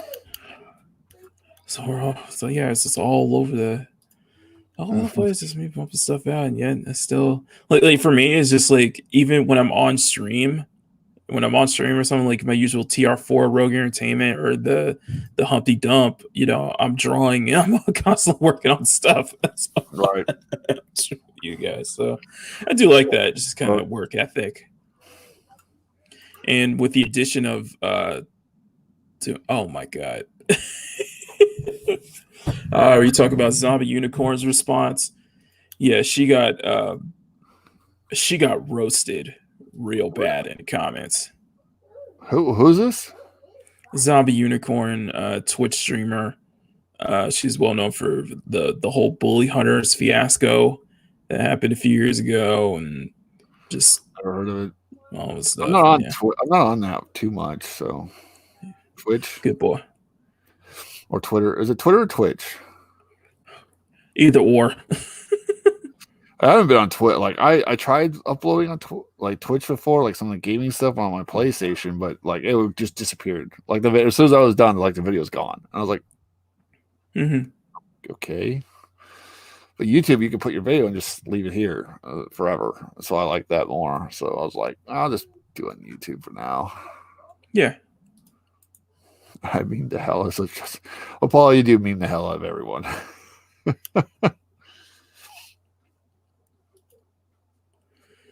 But you always want to keep pushing yourself. Yeah. Keep focusing more on my art, a lot more. Way too much more now. And just trying to get so much more done and trying to achieve a lot more now. Yeah, the Captain Marvel piece is I think is one of my more prouder pieces this year. It's only January. If we've been doing, it just me doing everything in color because we're doing color now. I mean, 1,000 beings on Geeks and Gamers website. Nice, dude. He's going for a world record. I'm on geeksandgamers.com too. I haven't tuned too much on it though. Like I put my first 3 chapters on there. Of the book, and that's pretty much all I've done on there. I have a blog. I just haven't logged into there to check out everything. I'm too busy. Yeah, I gotta work on my book. I gotta record. I gotta get me I'm working on my voice on a voice recorder because I'm trying. First, I was trying to do characters, and I was gonna try to read off like the different characters and switch between the voices. But the voice changer I got like a free download. I think it's like Voice Mod or something like that. Like, can't really do too much. Like, you can make it sound like an evil spirit or a robot. Like, okay, well, I need I want like a narrator. Now I'm trying to figure out how to do like a narrator voice, but I just can't get one that I really like. So I'm trying to work on that so I can narrate the first 3 chapters and just do 1 chapter at a time, record it, and then send it on my YouTube channel. Well, I want to do that, and I'm just trying to work on the voice right now because I don't want to crap. Plus, I'm terrible at reading out loud. I really am. I don't know why. I could read super fast. I'm reading by myself, and then when I'm reading out loud, I'm like, my tongue gets like dry, and I stumble on words. It's weird.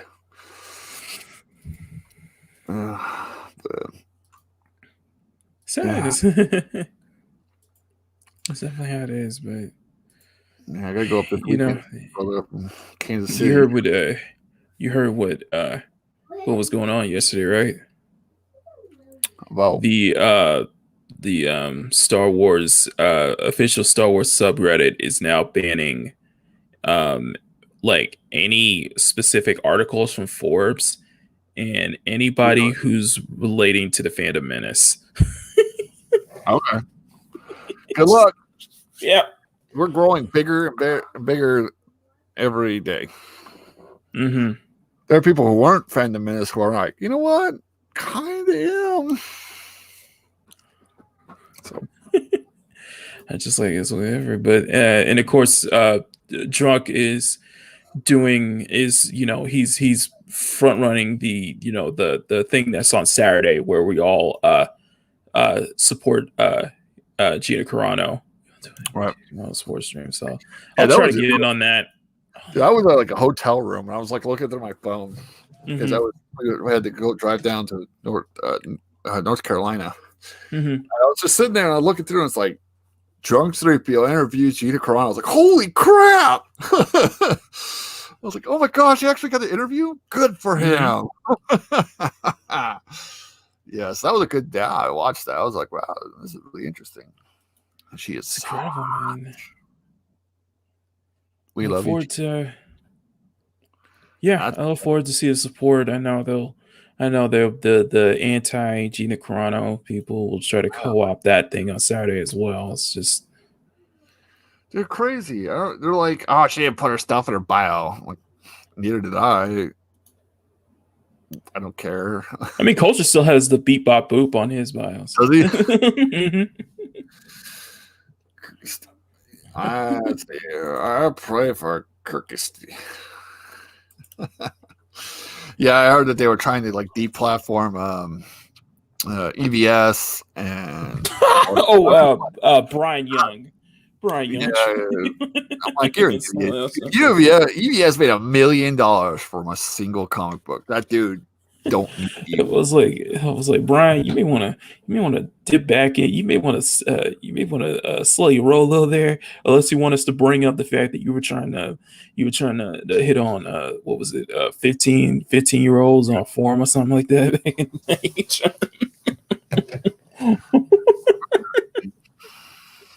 Yeah, it was like somebody from Star Wars thing was doing it too, and as soon as they said they stand up for their racist comments, I'm like, okay, well, Star Wars is shit. So yeah, I felt lethal because when Lethal saw that, he threw away everything. Did he? Yeah, this shit I heard he was, and I'm almost there with him. I'm just like, this is. I have no respect for Lucasfilm anymore. I just like, why should I have any respect for Lucasfilm? They could clearly hate us. They clearly hate me, even though I'm a person of color. That I don't, but I don't toe the line. You mean you could think for yourself? Yeah. You don't want them to put you in a tiny little box because of the color of your skin? Oh my god! I have never seen racist things that these people are like, well, if you're black, you got it. Like, oh, I don't like it in politics, but when Joe Biden was on that thing, he's like, well, if you're black, I'm like, yeah, it's crazy. I literally just said what everybody thinks that they're like, if you're this way, you have to be in this tiny little box. I'm like, trust me, don't.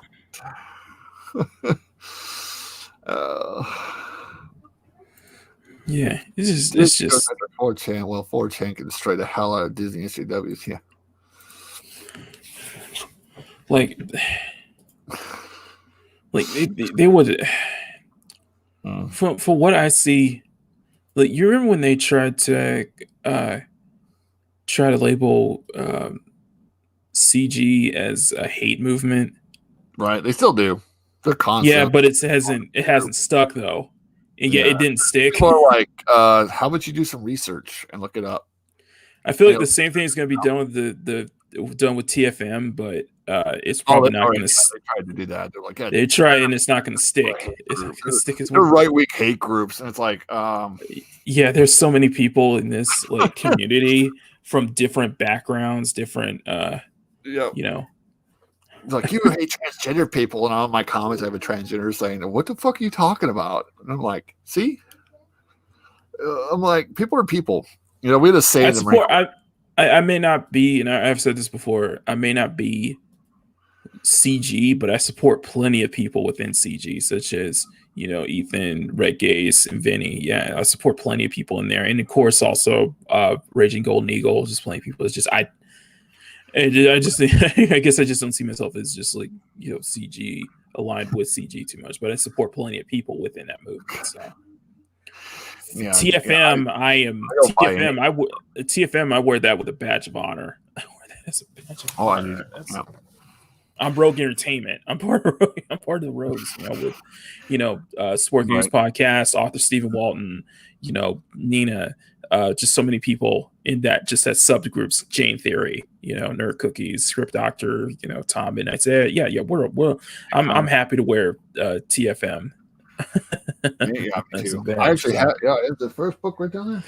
Mm-hmm. But we had to say when we were in the Marine Corps, it says, this is how we were in Warzone. This is like the mindset we had to have. Treat everyone like a brother until you can't.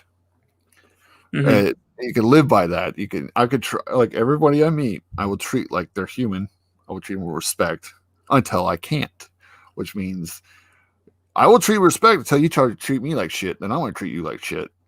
Like, I'll come up there, I'll shake your hand, say hi, and if you go, fuck you, I'm like, okay, well then, I tried. Okay. Yeah. Same thing in Warzone, like I would shake any of the guys' hands, but they try to stab me. Well, we'll see what happens. Nah, it's just, I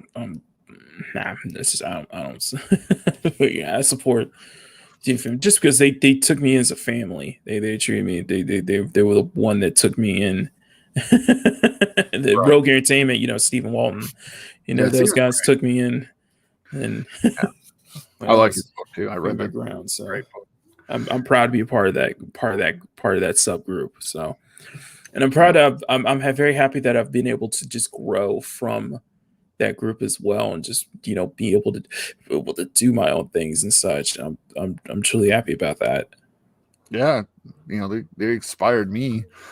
Like Nerdrotic is the only reason I started my channel. Because Gary, the whole reason I started writing my book is because of Gary, and so I was like, people like that are, why we do the things we do. Yeah. And that's the thing. That's the thing, man. That's the thing, man. Gary's so supported. Gary inspired so many people. He doesn't, he's the one most like dude humble as hell, because that dude.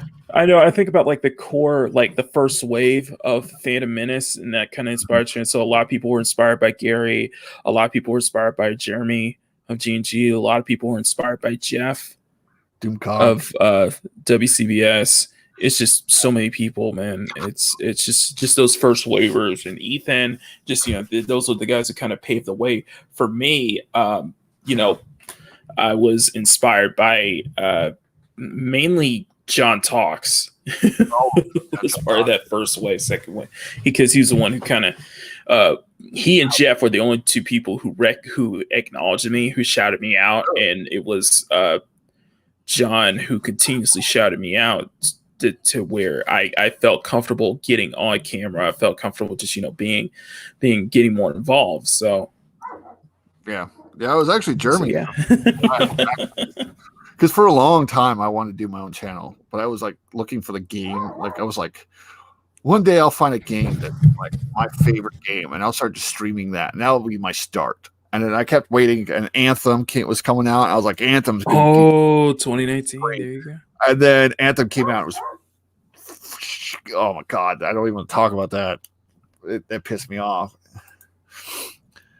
Yeah, Jeremy is like, I remember Force Awakens came out, and I was really confused what was going on, because I didn't know anything about what was going on. I didn't pay attention to this stuff.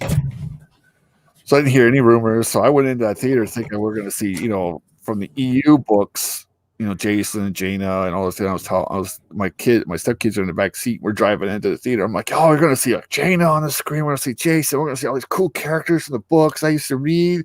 And then it was like, what is this?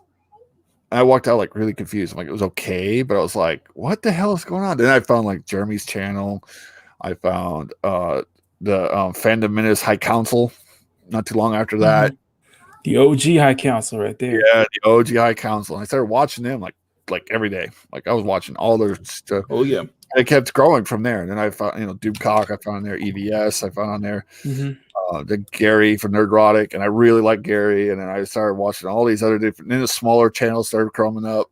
Like Ryan showed up one day. And I remember when they went and met each other, and they were all at the bar hanging out. And that's when we met like Ryan and all those guys were on there like, hi. Well, it was the first thing. It was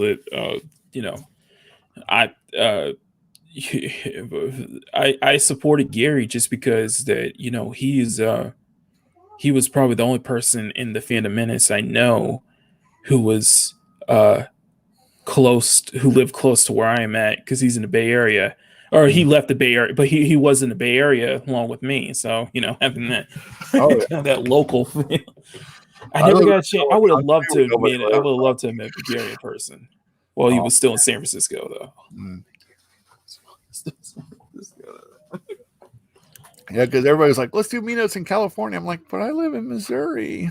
Anybody want to meet here? I know a lot of people were in. Yeah, I know. It's just like you get so many people from all over the place, man. It's just, man, it's just great. It's so great. It shows us how strong it is.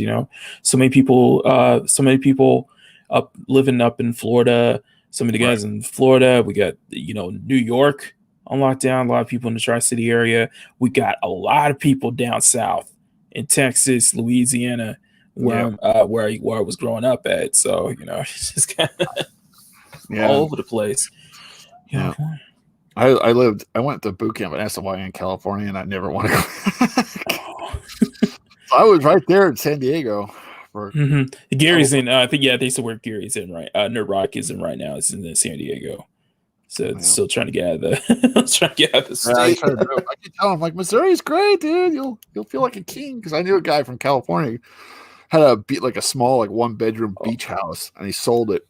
But moved to Missouri, and now he owns like a horse ranch for the same price he sold his little beach house. Yeah, just a lot. Yeah, a lot of guys Midwest. So a lot of that Midwest. Like, I feel like a king, man. Everything's so cheap. I don't get taxed, right? And I'm like, yeah, I know. Yeah, that's always been my motto. I kind of want to move if everything. I could consider maybe find somewhere Midwest, finding a place Midwest to sell down. Tornado, Make sure you have a basement. That's all you really need. Yeah, just because it's easy. I grew up in Texas, so I know. We're in the middle of Tornado Alley, but we were the lower part of it. Yeah. We live like I swear to God, there's so many times I come out of my apartment when I was in college, and they'd be like tornadoes flying going. I'm like, I don't see clouds. I shut the door and go back. People, what are you doing? I'm like, what? I'm used to it, so I'm used to it. If I ever move back to Texas, it's just like, I can handle it. Watch it. Make sure it doesn't come towards me. As long as it's not coming towards me, I'm just like, oh, that's cool. If it starts coming on, I'm like, all right, I'm out. I did. We had the pleasure of, being good friends with both Dolphide and Drew, Supreme Heretic over at Valiant Comics, having them on stream multiple times. I was gonna start my channel forever. I was just like, man, I don't have camera, I don't have the mic, I don't have all this stuff. And then they're like, Jeremy does it on his phone. I'm like, I was like, dude, what about your boy Zach? I'm just saying. Oh yeah, your boy Zach. He's got a camera in his car, in his lap. Just sometimes his grandma quilts and Luna. That's all he needed. And a cough. And so Gary's just like, why don't you just start talking? I was like, I don't know. I was kind of waiting. I want to kind of get the studio set up first. And he's like, dude, just get a phone. If you have time and if you're not going crazy, just get the phone, get out and make videos. So everybody's got humble beginnings. So you know what the fun thing is? Go to some of the big fandom channels and go to their set their upload, go to the video section, set it to oldest, and just go watch their first videos. Dude, I remember I watched some of the old stuff. Oh my God, it was so mind blowing watching Gary without the beard. I was like what? Right? I can't see without it. Oh no. How close are you to Missouri's no gun or ammo for 46 for gun store? I have no idea. Where I live, there's still people with signs out saying Trump is our president. Where I'm at is pretty hardcore red. It's just I'm just like, it was just such a mind blowing experience of what the hell, with the he had his little top hat as well. Right? Just go back to the early stuff. Gary, I was like, I know, I was crazy. I'm just saying, I was like, wait a minute, he looks so different. Right. Yeah. Even like, for things like Jeremy, I was thinking of like what I were watching the first video, going back to watching Mary Mayhem's first video when she had on, she was still on experience. I was like, oh, that's so, looking at Anna's for Star Wars Girls first video, just like everyone's all over the place. Yeah, I like Anna. I can't believe how tiny she is. Like everybody's like, she's so short. Like, she looked that tiny on screen, and then I guess some people were talking where she's like 4 foot something. Like, holy crap! No way. They're like, yeah. I'm like, geez, wow. Yeah, you look at, it was like a lot of people started their channels in 2019. Like people started to watch it. So yeah, when did I start? I think it was like right at the end of 2018, 2019 when I started. I think about my biggest inspiration is John Talks. I think it's actually the end of 2019 that I started. And he was an artist himself. He's an artist himself, so it was just kind of, I think that was how he was able to connect with me. And of course, everybody blew up when they did their Last Jedi review. Everyone blew up. I never went and saw it. Like in theaters, I never went and saw it. And looking at John's video, then it feels like nothing's changed. He still looks like an old. Yeah, he still looks like an aged up Macklemore. Yeah, I love all of it. It's funny. I think I was talking with Mad's mom here. She was like, she made a great point that like we unfortunately have to thank Rian Johnson. Screwing up, we never found each other, right? He brought us together. Dude. That hurts my soul. It hurts to realize that, but if it wasn't for Rian Johnson, he probably wouldn't have been together. So. Right? He'd hate it. If he realized like what he did, like he just created it. He's like, dude, I created this. Whoops. I want to kill Star Wars. I didn't mean to actually create the giant fan movement. That's something, man. Dude, it took me so many tries because I got Disney Plus because of kids and stuff. And when that movie came to Disney Plus, I wouldn't watch it forever. Finally, I was like, all right, I'm gonna watch it. See, I knew what happened. I already knew like all the reviews and stuff, so I knew it was gonna happen. As soon as I saw that scene where he threw I was like, nope. I didn't realize Truck 3PO started in 2014. I didn't no 2018. Sorry. Yeah, Draco's been around for a little while. Yeah, he's been around 2018. Like as far as I was like, yeah, I'm just going back looking at older videos. Look at this. It's kind of Abu Nas, the president, was started in 2018. It's just like, wow. The Dark Council pretty much all came together almost right away too. It was like the High Council, then you had the Dark Council not too long after that, and then Nepal. See, I'm a native Texan. We love our guns, but Texas is a different country. Lone Star State. Yeah, I wouldn't be that surprised if Texas is the first one and goes, peace out, guys. We're done with you. And goes. I think about probably my biggest inspiration will always be Jeff of World Class Bullshitters, and they were just Future Popcast. The first they were doing podcast since like 2008 and such. I was like, wow, this is the start of YouTuber, man. He's like, oh, Jesus, everybody's been here, man. It's before everybody's got humble beginnings. Yeah, YouTube. The only thing for YouTube for me before, like, I realized, Phantom Menace and stuff, which is video games. I just liked, my 14 streams. I watched people stream 14. I watched people, guides and stuff like that. That's all I knew. And then later on, I realized there's a whole community in here that just, and I listen to their podcasts. And, man, maybe it felt like I wasn't completely crazy. No. I think it was funny thing is that I knew I was following Midnight's Edge before The Last Jedi. It was during the Ghostbusters 2016. Yeah, because I remember I was following Monday Matt at the time, Yeah, I think I was watching somebody back then too, because I remember when that happened. Yeah, and he mentioned Midnight's Edge a couple of times, so I was like, oh yeah, but yeah, I was following Midnight's Edge back during the old Ghostbusters 2016 debacle. Yeah, I can't believe it's been that. Oh God, Jesus Christ! I can't believe it's been that 5 long. years. Well, yeah, almost 5 years now. Their first video is a review of Netflix's Daredevil. So it's just like really coming a long way. It's all the way back in 2015 in April. I can't believe that show was that old because it was really good. Mm-hmm. I really liked it, and then they canceled it for no freaking reason. That was dumb because it was actually really good, really good.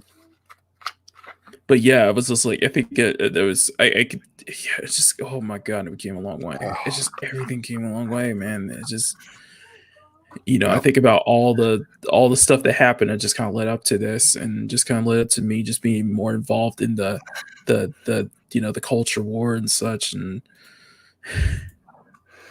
everybody's got humble beginnings. Yeah. I felt like at one point we were like, the world is like fine. Everything's normal, and then like Twilight Zone, we all got plucked out of our world and put in the Twilight Zone, and everything went. I think I saw it. I think we were fine. Dude, I do too. I think it'd make a good Deathstroke. That'd be badass. I think my first sighting of what was to come didn't happen in 2016 or 2017. It happened in 2012. Really? Mm-hmm. Are you a fan of Mass Effect? Yeah. Mm-hmm. Do you remember the Mass Effect 3 ending debacle? Where they were like, you have a choice, but you really don't. Mm-hmm. Yeah. That sparked a lot of controversy. Yeah, I remember that because that started up a big hoopla, and then it was the whole, journalists were coming out with the whole gamers are entitled. Oh, right. Yeah, that was back in 2012. I don't care that gamers want something. Just accept it. Yeah, I remember that. How dare they want, yeah. And then I didn't know remember that it was at all. I didn't know anything about Gamergate until actually later on, and then I heard about it. And then when I read Steven's book, then I really knew what was going on. Mm-hmm. So I was like, it was just like the first point that I noticed that, people were attacking, the journalism was starting to attack, attack gamers and such. And I remember that debacle. I remember the whole, there was a whole thing on Capcom's side in 2012 with Street Fighter Cross Tekken and how the bad fallout from that, Marvel vs. Capcom 3 and such, Mega Man, and just so many things going on over in 2012. I noticed that. 2013, I didn't know. Oh, and don't forget the Devil May Cry reboot. That right, yeah. People were mad. People did not like the direction of the new Dante. Yeah, and what was worse was that like Ninja Theory, the developers at the time, they were lambasting and making fun of fans the whole time. Really, I didn't know about that. Mm-hmm. Wow. It was old stuff. Go if you want a good look into it. Look for a YouTuber named Event Status. Old stuff. That was like the used to cover. Yeah, old stuff like that. I remember that all those days. Because he was a big fan, a lot of stuff that was going on in the fighting game community and just a lot of hooplas and such like that. It wasn't until 2014. It wasn't until 2014, and you know what happened? August 2014. Yeah. GG happened. The whole Gamergate fiasco happened, and that my thing was that I saw that as a failed movement. I think that was just a failed movement, and I was an observer. I just sat and watched the whole thing unfold. In 22, I didn't find out about kind of Gigi until like mid to late 2015 into 2016, and I just sat and watched the whole thing, and I was just like seeing like all these people. It's like, really, this is how, like, my first thought was just like, this is not how I was raised to treat, other people, Right. You always want to treat people the same way you want to be treated. I was never I was like, this is, I don't see any people act like that, but I was just like, that's just where it started for me. And then, it went into that. That was kind of where the early things in there. Then it got into 2016, and then that's when politics started getting into, because the elections and stuff and like that. And we saw that ramp up, and then 2017 it continued to ramp up. I didn't, like I said, like a lot of the stuff that going on in the culture war, I was just watching it from the political side. I was just kind of, because I was following a lot of the old skeptic, is what they call the skeptic community channels, like Sargon and such. I used to follow those all the time, and that brought up. But but the moment that, and then of course Ghostbusters 2016, which I agree with Jeff that it was ground zero for the whole having the culture war, this mentality, this mindset, this agenda creeping into our pop culture, creeping into our modern mythologies. Yeah. And it took hold, and I just sat and watched. I was like, wow. I was like, this movie just doesn't like for one thing, I was like, this movie just doesn't look funny to me. It just doesn't look funny to me. It just didn't make any, it just didn't work. It just didn't look funny to me. It wasn't until Paul Feig came out calling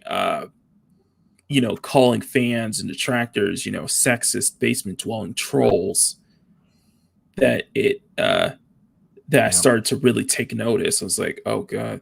And it was like, wait a minute, he's not getting in trouble for this. Wait a minute, he's not getting any pushback for this. It's worrisome.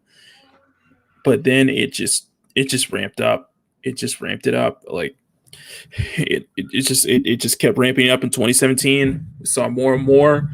And then so December, I watched Sargon's video of The Last Jedi, and I was just like, you know what?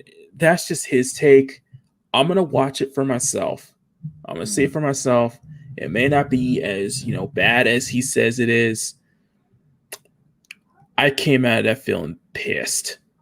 Really? He was right. I was angry.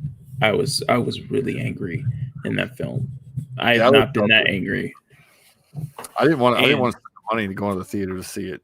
Mm-hmm. And so I was watching some reviews, and then when it came to Disney Plus, I finally watched it. It took me 10 times to get through that movie. Like, I kept turning it off because it was just like, oh, this is dumb. And like, he threw, like, especially when it threw the lightsaber, it took several times for me just to get past that point. But it was like, even past then, it was just like bad, worse. Yeah, it's just like, and then I discovered, I was like, I cannot be.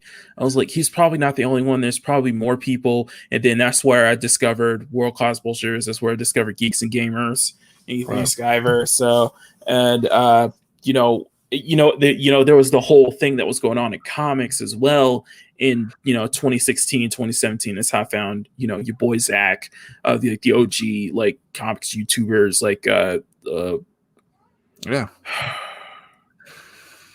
was like, Douglas Ernst, just some guy, Captain Cummings. It's just like, the old guard, So I've been watching this unfold, and Last Jedi was just kind of like that apex point for me, and it harmed me. It wasn't so much that I hated what they did in The Last Jedi, but what truly capped it was what the exact same thing I saw in the comics, in the exact same I saw in the whole GG fiasco, they went after the fans.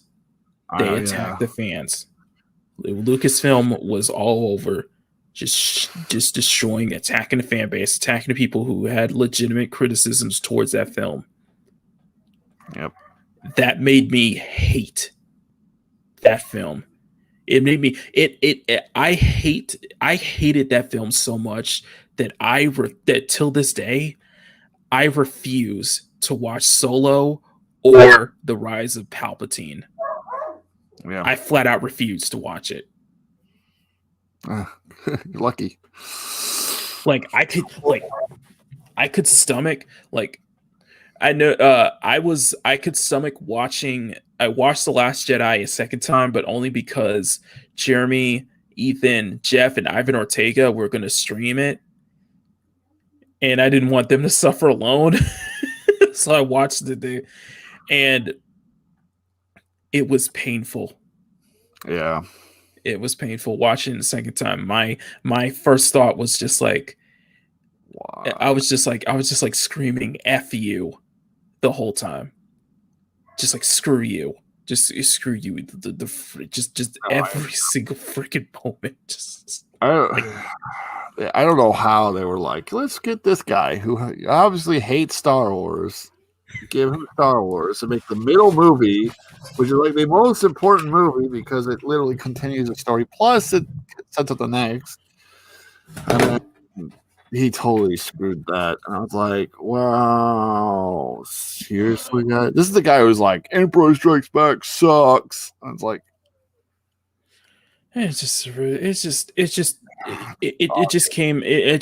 just came to form over the years. And, and me, I just sat back and just kind of watched it all unfold until I started, wanting to talk about it more, just because this whole culture war, this whole agenda and mindset, it was not only creeping into pop culture, it was creeping into art itself.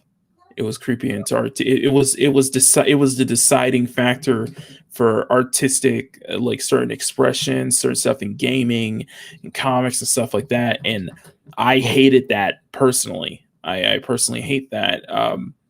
Just because, ultimately that's where my fight, or that's where my kind of contribution to this whole culture war is that I want to make sure that I can go the rest of my life being able to freely express without having to be told what I can and can't draw, what I can and can't think. It's just like I'm fighting for free expression as a general. Right. Yep, I agree. Just because I see so many like things in gaming and so many things in like comics and pop culture, stuff that clearly people wanted to do, but were afraid to do, or had to censor themselves because they would have to be victim to the outrage. Right. Yeah. I don't care about that. Screw off. And I can't support that. It's like I will proudly say that I like seeing women drawn to look like women. Right. You don't get to tell me what I can and can't draw. You can't tell me that what I can and can't think. Exactly. Yep. So, no, I agree. Yep. Yeah, it's complicated for me kind of describing it, but that's the hill I'm willing to die on, I guess you could say. That's the hill. Yep. We keep hoping humanity will like snap back. I'm like, whoa, okay. Yeah, maybe we are going too nuts. Well, humanity are. I'm kind of hopeful a little bit in that things won't be like that forever. Things won't be like that for a long time. At some point, the pendulum will shift over, and that human human ingenuity will prevail. In that, at some point, it's just like this is, you know. I do think that you know, it won't be the complete. It won't be like complete, you know, 1984. Right. Yes. It won't be complete 1984 when we. It won't be complete 1984 because we'll make that final push, or we'll make that. It'll just become like a wake up call or something. Just everybody just kind of wake up, just like, no, we're sick of this. We're not dealing with this anymore. So yeah, and just become like, I still think there's hope. I still think there's always hope, and I still think that we'll get out of this, you know, whatever hoopla or whatever situation and such going on. Is that things eventually do get better over time. Yeah, I agree. You just got to weather through the storm. You guys talk, and I gotta get my daughter watch. I'm gonna get going because I need to start my day. But anyway, thank you for having me on, man. Dude, thanks, man. Happy birthday again, and you're wiser, and hope you guys have a great day. So anyway, see y'all later. Much love. All right, man. Peace. Hey, brother. How you doing? Yo, happy birthday, man. Hey, thanks. Hey, I'll be right back. 1 second. You can just talk. Have fun. I gotta get Zoe her chocolate milk. All good, man. She's been asking me for like 2 hours now, and I'm like, I'll get it in a minute.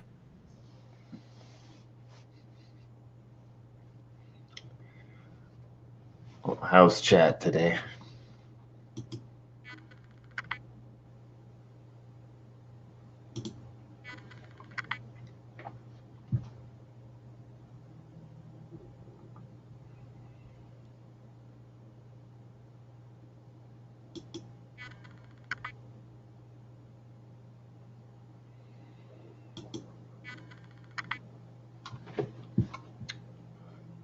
Get some stuff launched here.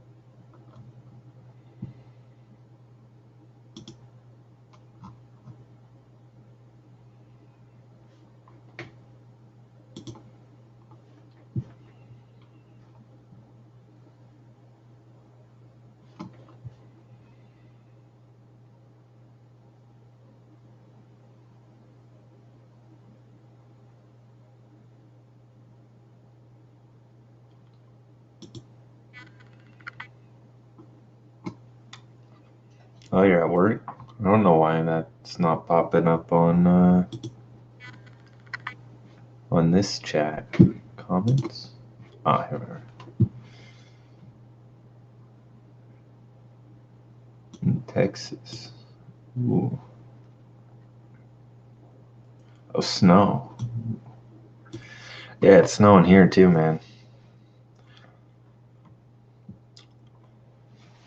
It's not as much as it would be in Wisconsin around this time of year, but Kansas City's still got some snow down.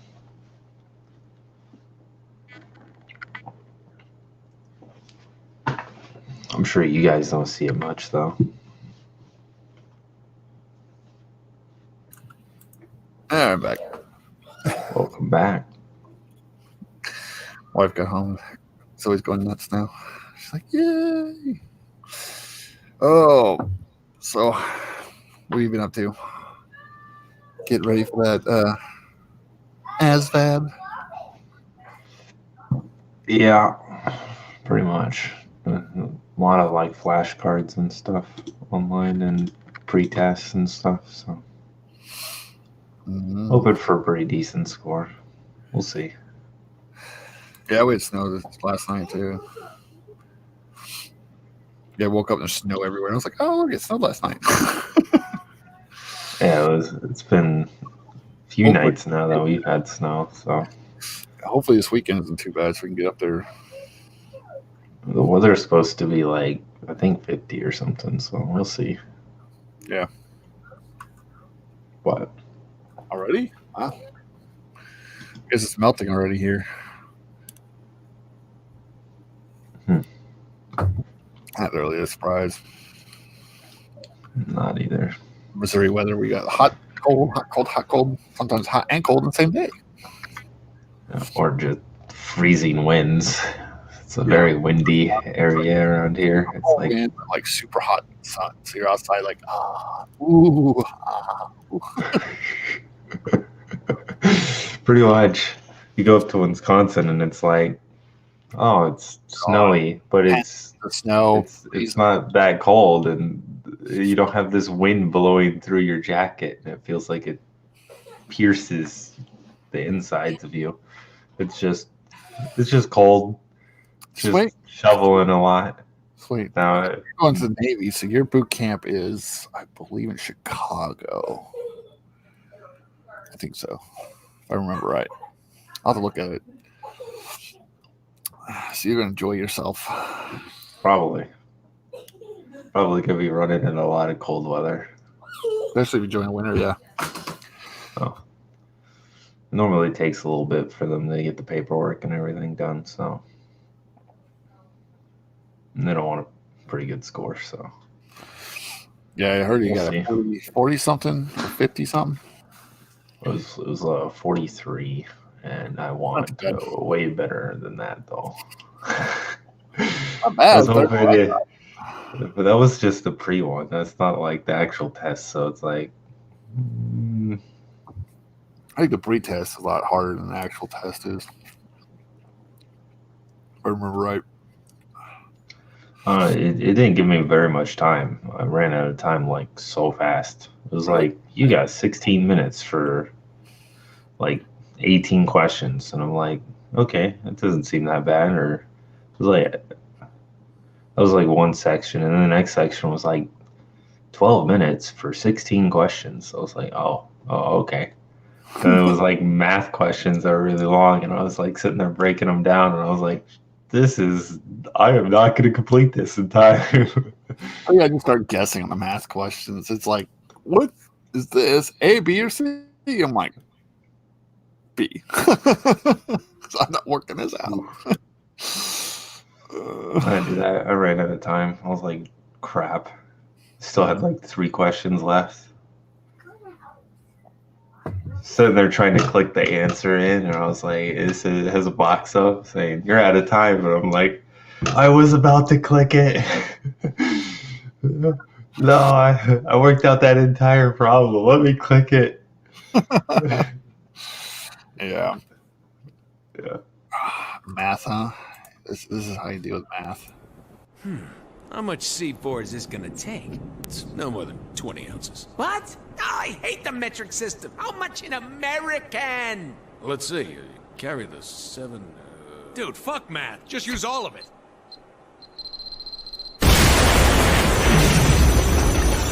Oh, yeah!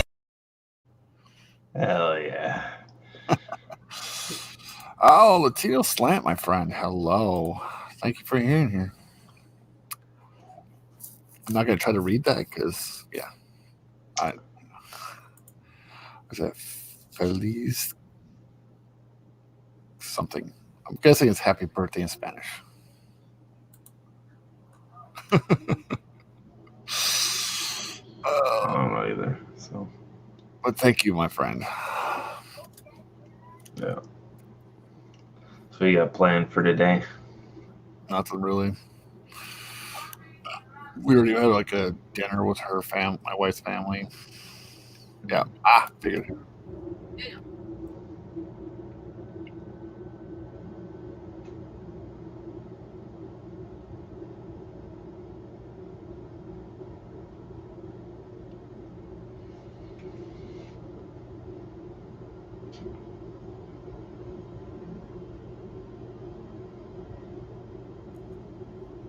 All right. Yeah. Well, thank you, my friend.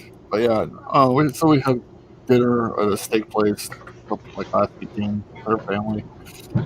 Oh, we might have cake tonight.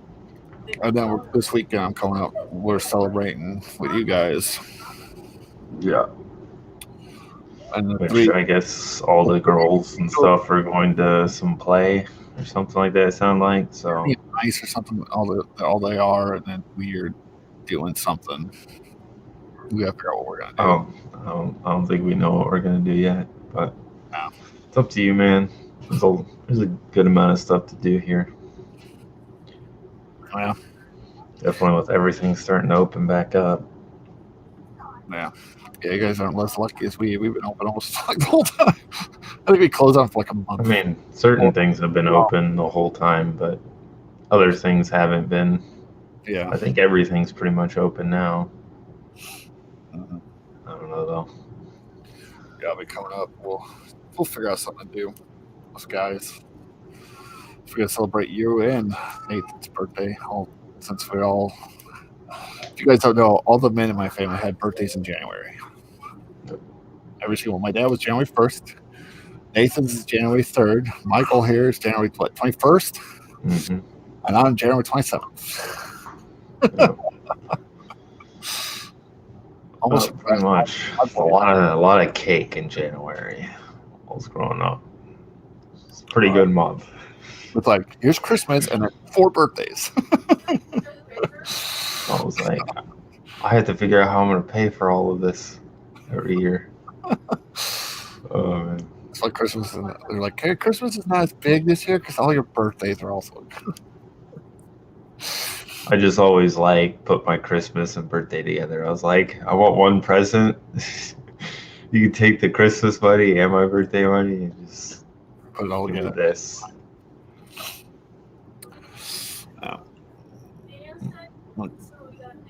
Then I normally had to take the money from almost everybody else's too and put it towards it because pretty much it was pretty crazy. Yeah. What have you been doing all day? Get Eden ready for the day pretty much, and then she went down for a nap when I came downstairs. Oh yeah. Deleting, huh? Did you give me a handful yet? Huh? Is she a handful yet? No, she's a pretty good kid. We gotta come up with something. I gotta get you something for your birthday, and I got Nathan something for his birthday. I don't know what I'm gonna get Nathan. I get you and Nate something still too. So yeah, I was thinking of getting like Kansas City Chief flag, like a champion flag, and Nathan's like, "Oh, I got one." I'm like, "Oh." Yeah, he's got literally every Kansas City flag thing. Yeah, the one I was looking at was like this big, actual flag. And but he's like, "I already got that kind of stuff." I'm like, "Oh, well, we'll have to come up with something else." You always gonna get. He probably has one, but he has nowhere to put it. They have some for outside, they give you the pole and everything, and you can just let it flow outside. And I was like, I don't know if he's gonna want that though, because I don't know the regulations. Sometimes cities you have to different things. They don't allow you to only fly certain things. And, yeah. Well, with how much Nate's into Kansas City football. It's all he talks about almost. He's always telling me, I can't get on right now. I'm watching the game, or I'm busy with the game, or I'm out with my friend watching the game, or okay. Pretty much. Yeah, so come up this weekend. We'll see what we can do. I want to go to that computer store again up there and look around. Yeah. I gotta start getting me my computer parts so I can start building my computer. Yeah. So I don't have this crappy little laptop.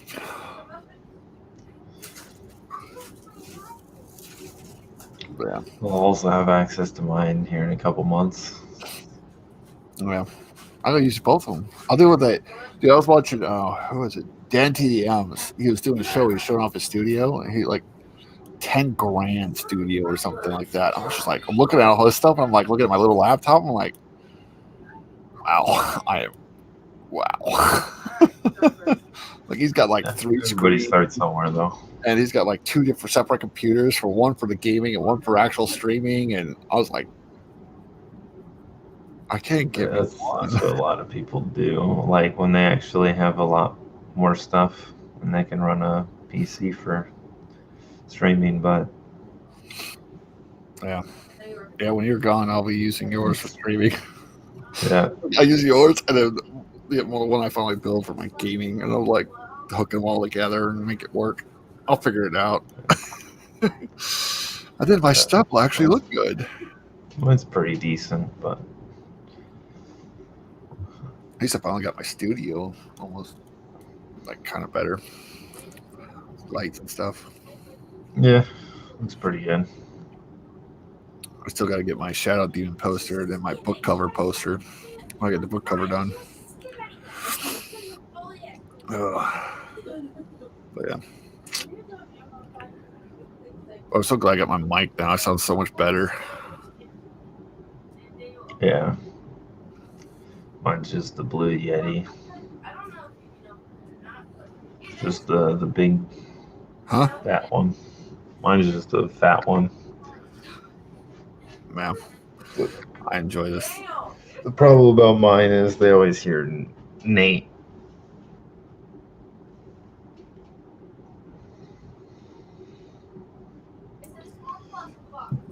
Everybody hears Nate in the background. That's the only problem about mine. Yeah. And he's a whole lot louder than I am, so. Yeah. No, I like this because it's directional. So because it's not like around, because it's snowball ice, it's like right here. So people could be like yelling and stuff back there, but it won't pick it up because it's right here. Yeah. A lot of mic Well, I mean, I had a face mic that could pick up Nate better than it could me, and it's right here. I was just like, how is Nate louder than I am?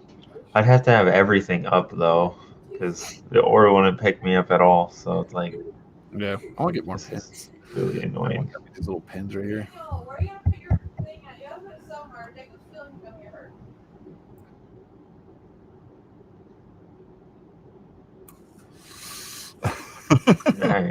Yeah, put it somewhere. No, the package got here today, and it was, I guess, Michael or Jacob ordered a Spider-Man toy because he thought it looked like a collectible action figure, and it turned out to just be like a regular Spider-Man toy you can find at Walmart. And it's just like a 4+-year-old toy. So he's like, my wife, she's like, "You gonna put it back there, right? So it doesn't hurt his feelings." It's like, I'll find a spot back here for it somewhere. But yeah, I want to get some more collectible stuff later on. But right now, I'm kind of focused on just trying to get the computer parts. Yeah. I want to build my computer. I want to build it. The only problem right now is with the whole graphics card thing. I know. You can't find a freaking video card anywhere. They're so damn expensive that people are sculpting the crap out of them. Scalpers. Fucking scalpers. Well, even the older ones. Always trying to make everything expensive. Yeah. It's like anything I think 270 or above is all stupid expensive right now because they're taking it and they're wanting $1,000 for a 3-year-old video card. And you're like, are you crazy? No. I'm not paying $1,000 for a video card I could find if I went to the actual website and if they're not sold out. I can get it for $200. Yeah. But it is the new one came out, and what they're wanting is. Oh, yeah, I'll show you. In a second.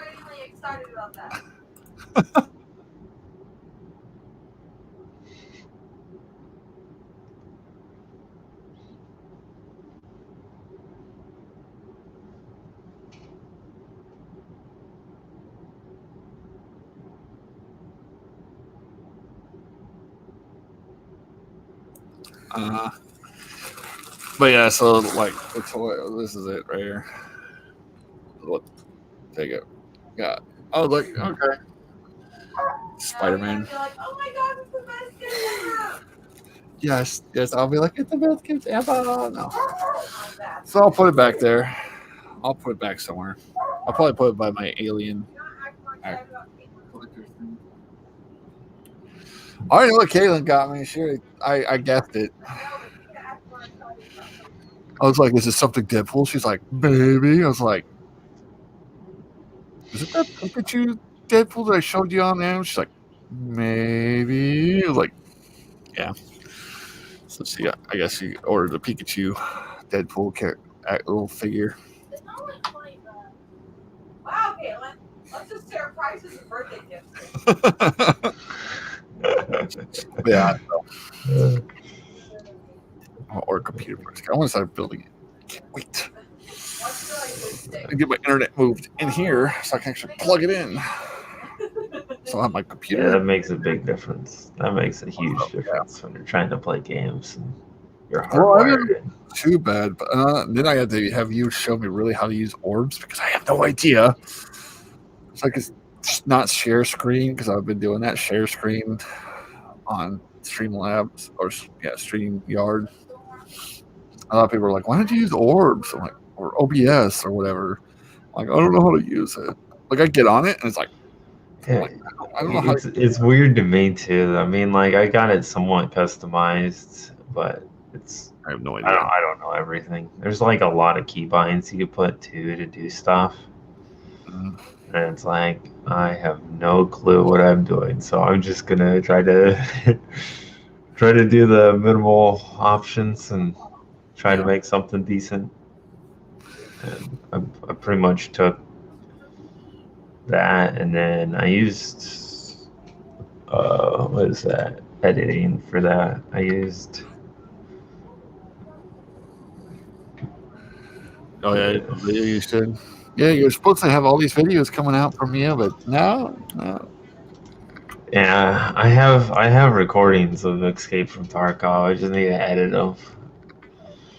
The thing was, the last time I edited, it was those little videos, and then I had like 15 of them maybe, and they're a few minutes long, so they're really kind of easy to edit. And Escape from Tarkov is just this really long couple hours.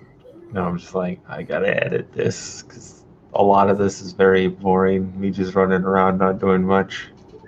Yeah, last time I played Lord of the Rings online, it was just me running around doing really boring stuff. I'm like, well, yeah. So I was like, I really want to edit that out. Okay. But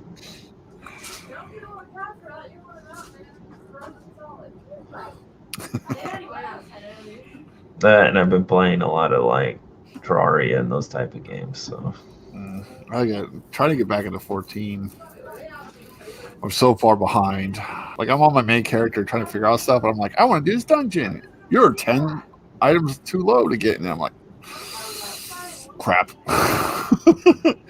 Because right now, I think my gear score is like 450, I believe. And like right now, it's like 510. I'm way far behind in that too. So I don't know if I'd want to. I'm starting. Well, when I get my computer done, I will get it on the computer, attach it to my actual thing, and then I'm gonna just play it and start a whole new character. I don't want to start an MMO like right before I end up going to do the military. Well, yeah, I'm gonna be like. You'll be thinking about the whole time. Yeah. Playing that. Oh wait, I can't. Yeah, the entire time, and then like if I get C duty or something, I'm not gonna have that much for internet access. It'll be like you have like terrible phone access too. Yeah, pretty much. So I'd rather. I'll probably get a lot of single player games before I end up going with a laptop and just portable stuff. Laptop, you'll want a laptop, a lot of single player, and like get a Switch or something so you can play a bunch of like Nintendo games or something. Yeah, I was thinking a Switch would be pretty fun. So I bet you anything, a lot of them will get Switches too. So it'll be like you can play with a lot of people on the ship. Well, I'm sure tons of people on the boat probably gonna have Switches and being like, okay, let's fucking set up and play some Mario Party, crazy stuff. Drinking get really, party, get really stupid good at fucking Smash Bros. I always Switch. I keep trying to get the guys, the Phantom Menace guys always do like a Switch place. They do like Mario Kart and stuff like that. I'm like, guys, here's my friend code. Invite me. They're like, oh, we got too many right now. I'm like, but I want to do like Mario Party. That'd be hilarious because I do my little beaver dude. Yeah, it's crazy. Yeah. I don't know. So I gotta get me a capture card too one of these days, so I can actually I can play Nintendo Live. Yeah, end up getting I'll probably just get a laptop and the Switch, and that'll probably be it for when I'm. I don't know. Some of these laptops are pretty good. Some of the gaming laptops, not too bad. Yeah, I just want an actual computer because I got a lot I got to do. I play on some higher end gaming PCs or laptops. I'm like, it's not really that comparable to a desktop, but I mean, for single player games and stuff like that, I could probably be just fine on a laptop. So this one's not too bad, as old as it is. I'm surprised I could play some of the stuff. I was playing Halo on it the other day, and I was like, man, I can't believe this computer can run this. Yeah. If I went live on it, it would be terrible. It would be like, yeah, same. It's like one of my videos, like for some reason was lagging like crazy. One of my like full clips of like, I think it was like 2-hour stream. The whole entire thing was like lag. I was like, what? Every other one was perfect, and then that one was just like a laggy mess. And I was like, I don't understand. And I had so many good moments in that. And I was like, I want to clip this down. And then I was like, crap. And so I might end up doing more of like the 10-minute things when I play games like that, and then I can just clip just the action parts and stuff to make it a little bit easier to edit. Right. So it's like you watch it and then you're like, okay, this entire like 20 minutes is really boring. Let me clip this entire chunk out. Wasted 20 minutes watching that. Oh yeah. No, yeah. Yeah, like earlier in this, we were talking about like Final Fantasy. Roof Korean's a big Final Fantasy fan. We were reminiscing from all the old games, and I was talking about 11 for a while. Dude, Roof Koreans was awesome. Final Fantasy and freaking dude. Oh man, I remember growing up on so many of those games. Mm-hmm. Yep.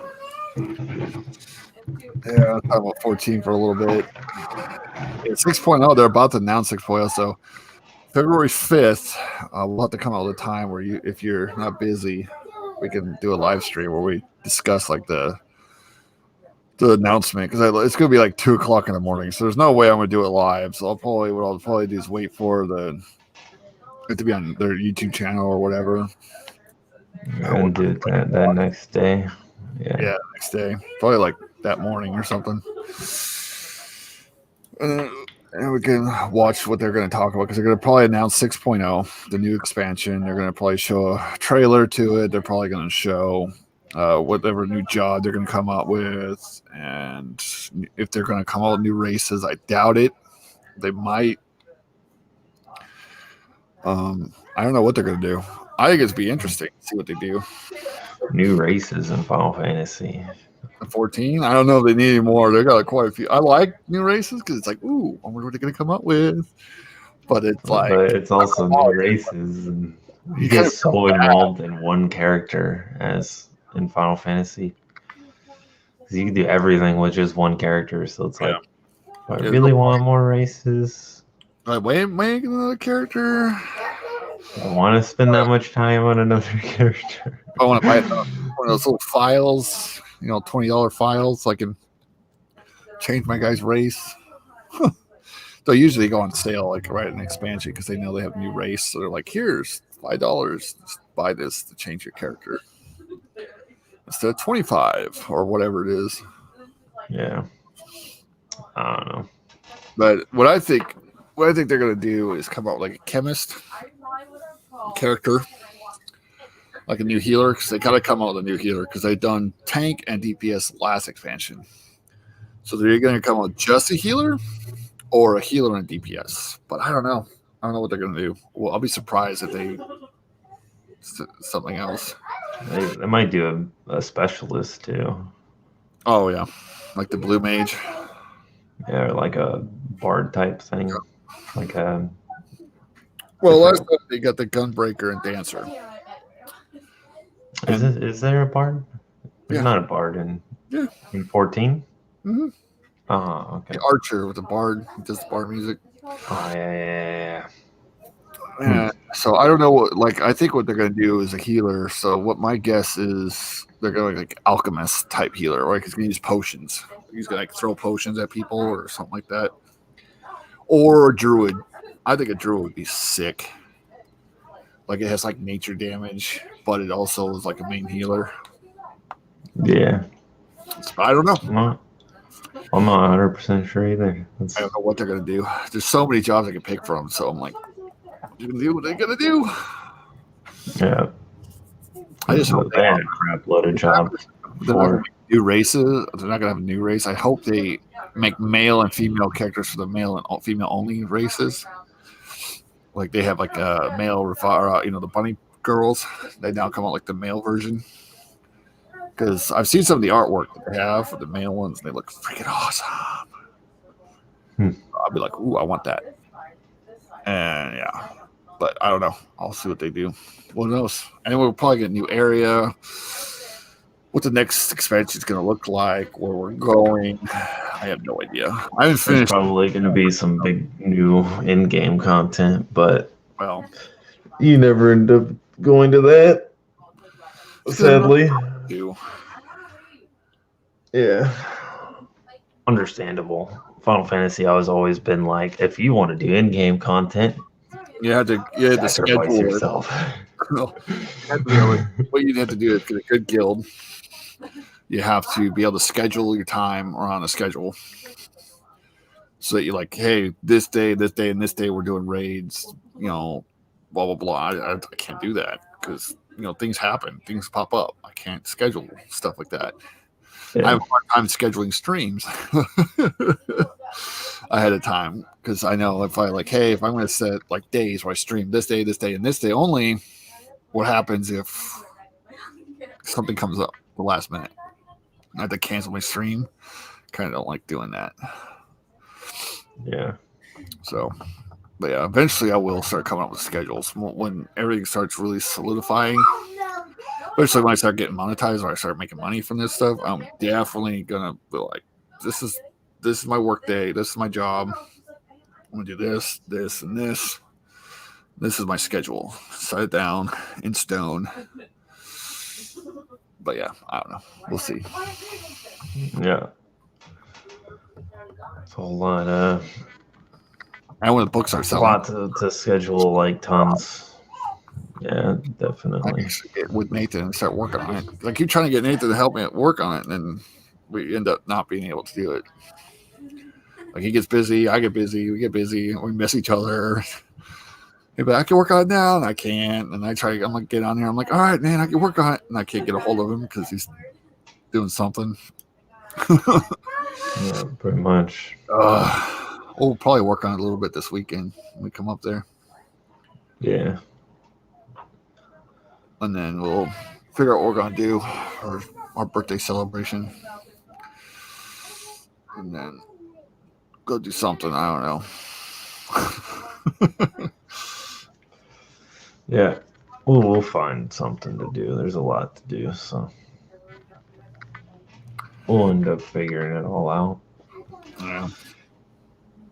Oh my gosh. It's gonna be pretty crazy with everybody here again. They can't wait. We're gonna make a video though. We are gonna do a stream, or at least record a video where we play Redneck. What was that Redneck game we played last time I was up there? Redneck Life or something like that. Yeah, board game. That board game, yeah, because we played the heck. Kids loved it. We all had fun, and I was afterwards. I was like, man, I should have recorded that. This would be a freaking great video. We're doing that this time. If we play Redneck thing, we're definitely gonna do it or record it. Yeah. Or at least do it live session. That'd be kind of cool. Like have it live in the background. Like I'll bring my stuff with me. I'll bring my laptop, my camera, and my mic with me. That way I could set up somewhere there. Or we could do a stream. That, and we might actually be able to play some games and stuff and do something. Yeah. Not 100% sure what we'd end up playing though. We'll do something this weekend. That way we have content come out this weekend for everybody. That Redneck Life though would be fun. I think I'd take my camera or something, hook it up, and get it where it's angled right so that you can see the whole board. We'll have fun doing that. People laughing on the stream. That'd be great live stream.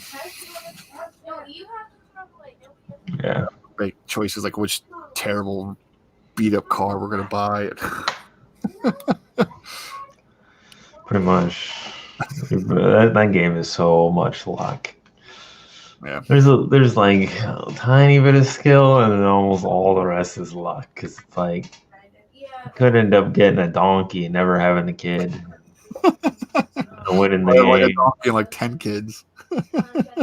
Or buy the donkey, you have like 10 kids and have to buy a bus or something too. But still working in there. What did we our job was like pretty much the same. We all worked at like, what was it?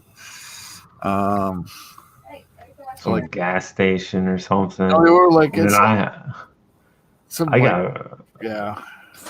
I don't know. I remember someone drawing a card that like the gas station burned down or went out of business or something. So I was out of a job. I didn't even get money the rest of the board game. I was just sitting there like, oh, poor as well get out.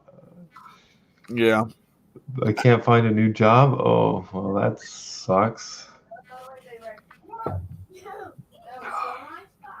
Yeah. Oh, we'll go a couple more minutes and we'll close it down. Like 3 hours is like one of the longest streams I've done so far. Yeah. Yeah. It was fun though. I had a lot of people in the chat earlier. We were having fun, just talking. Remembering the old times. Had a couple of guests. We had put a bunch of links out there for a bunch of people to come in if they wanted to. Yeah. Maybe we'll have to do something like stream a game or something where we're just like fighting each other and every time we lose we gotta take a drink.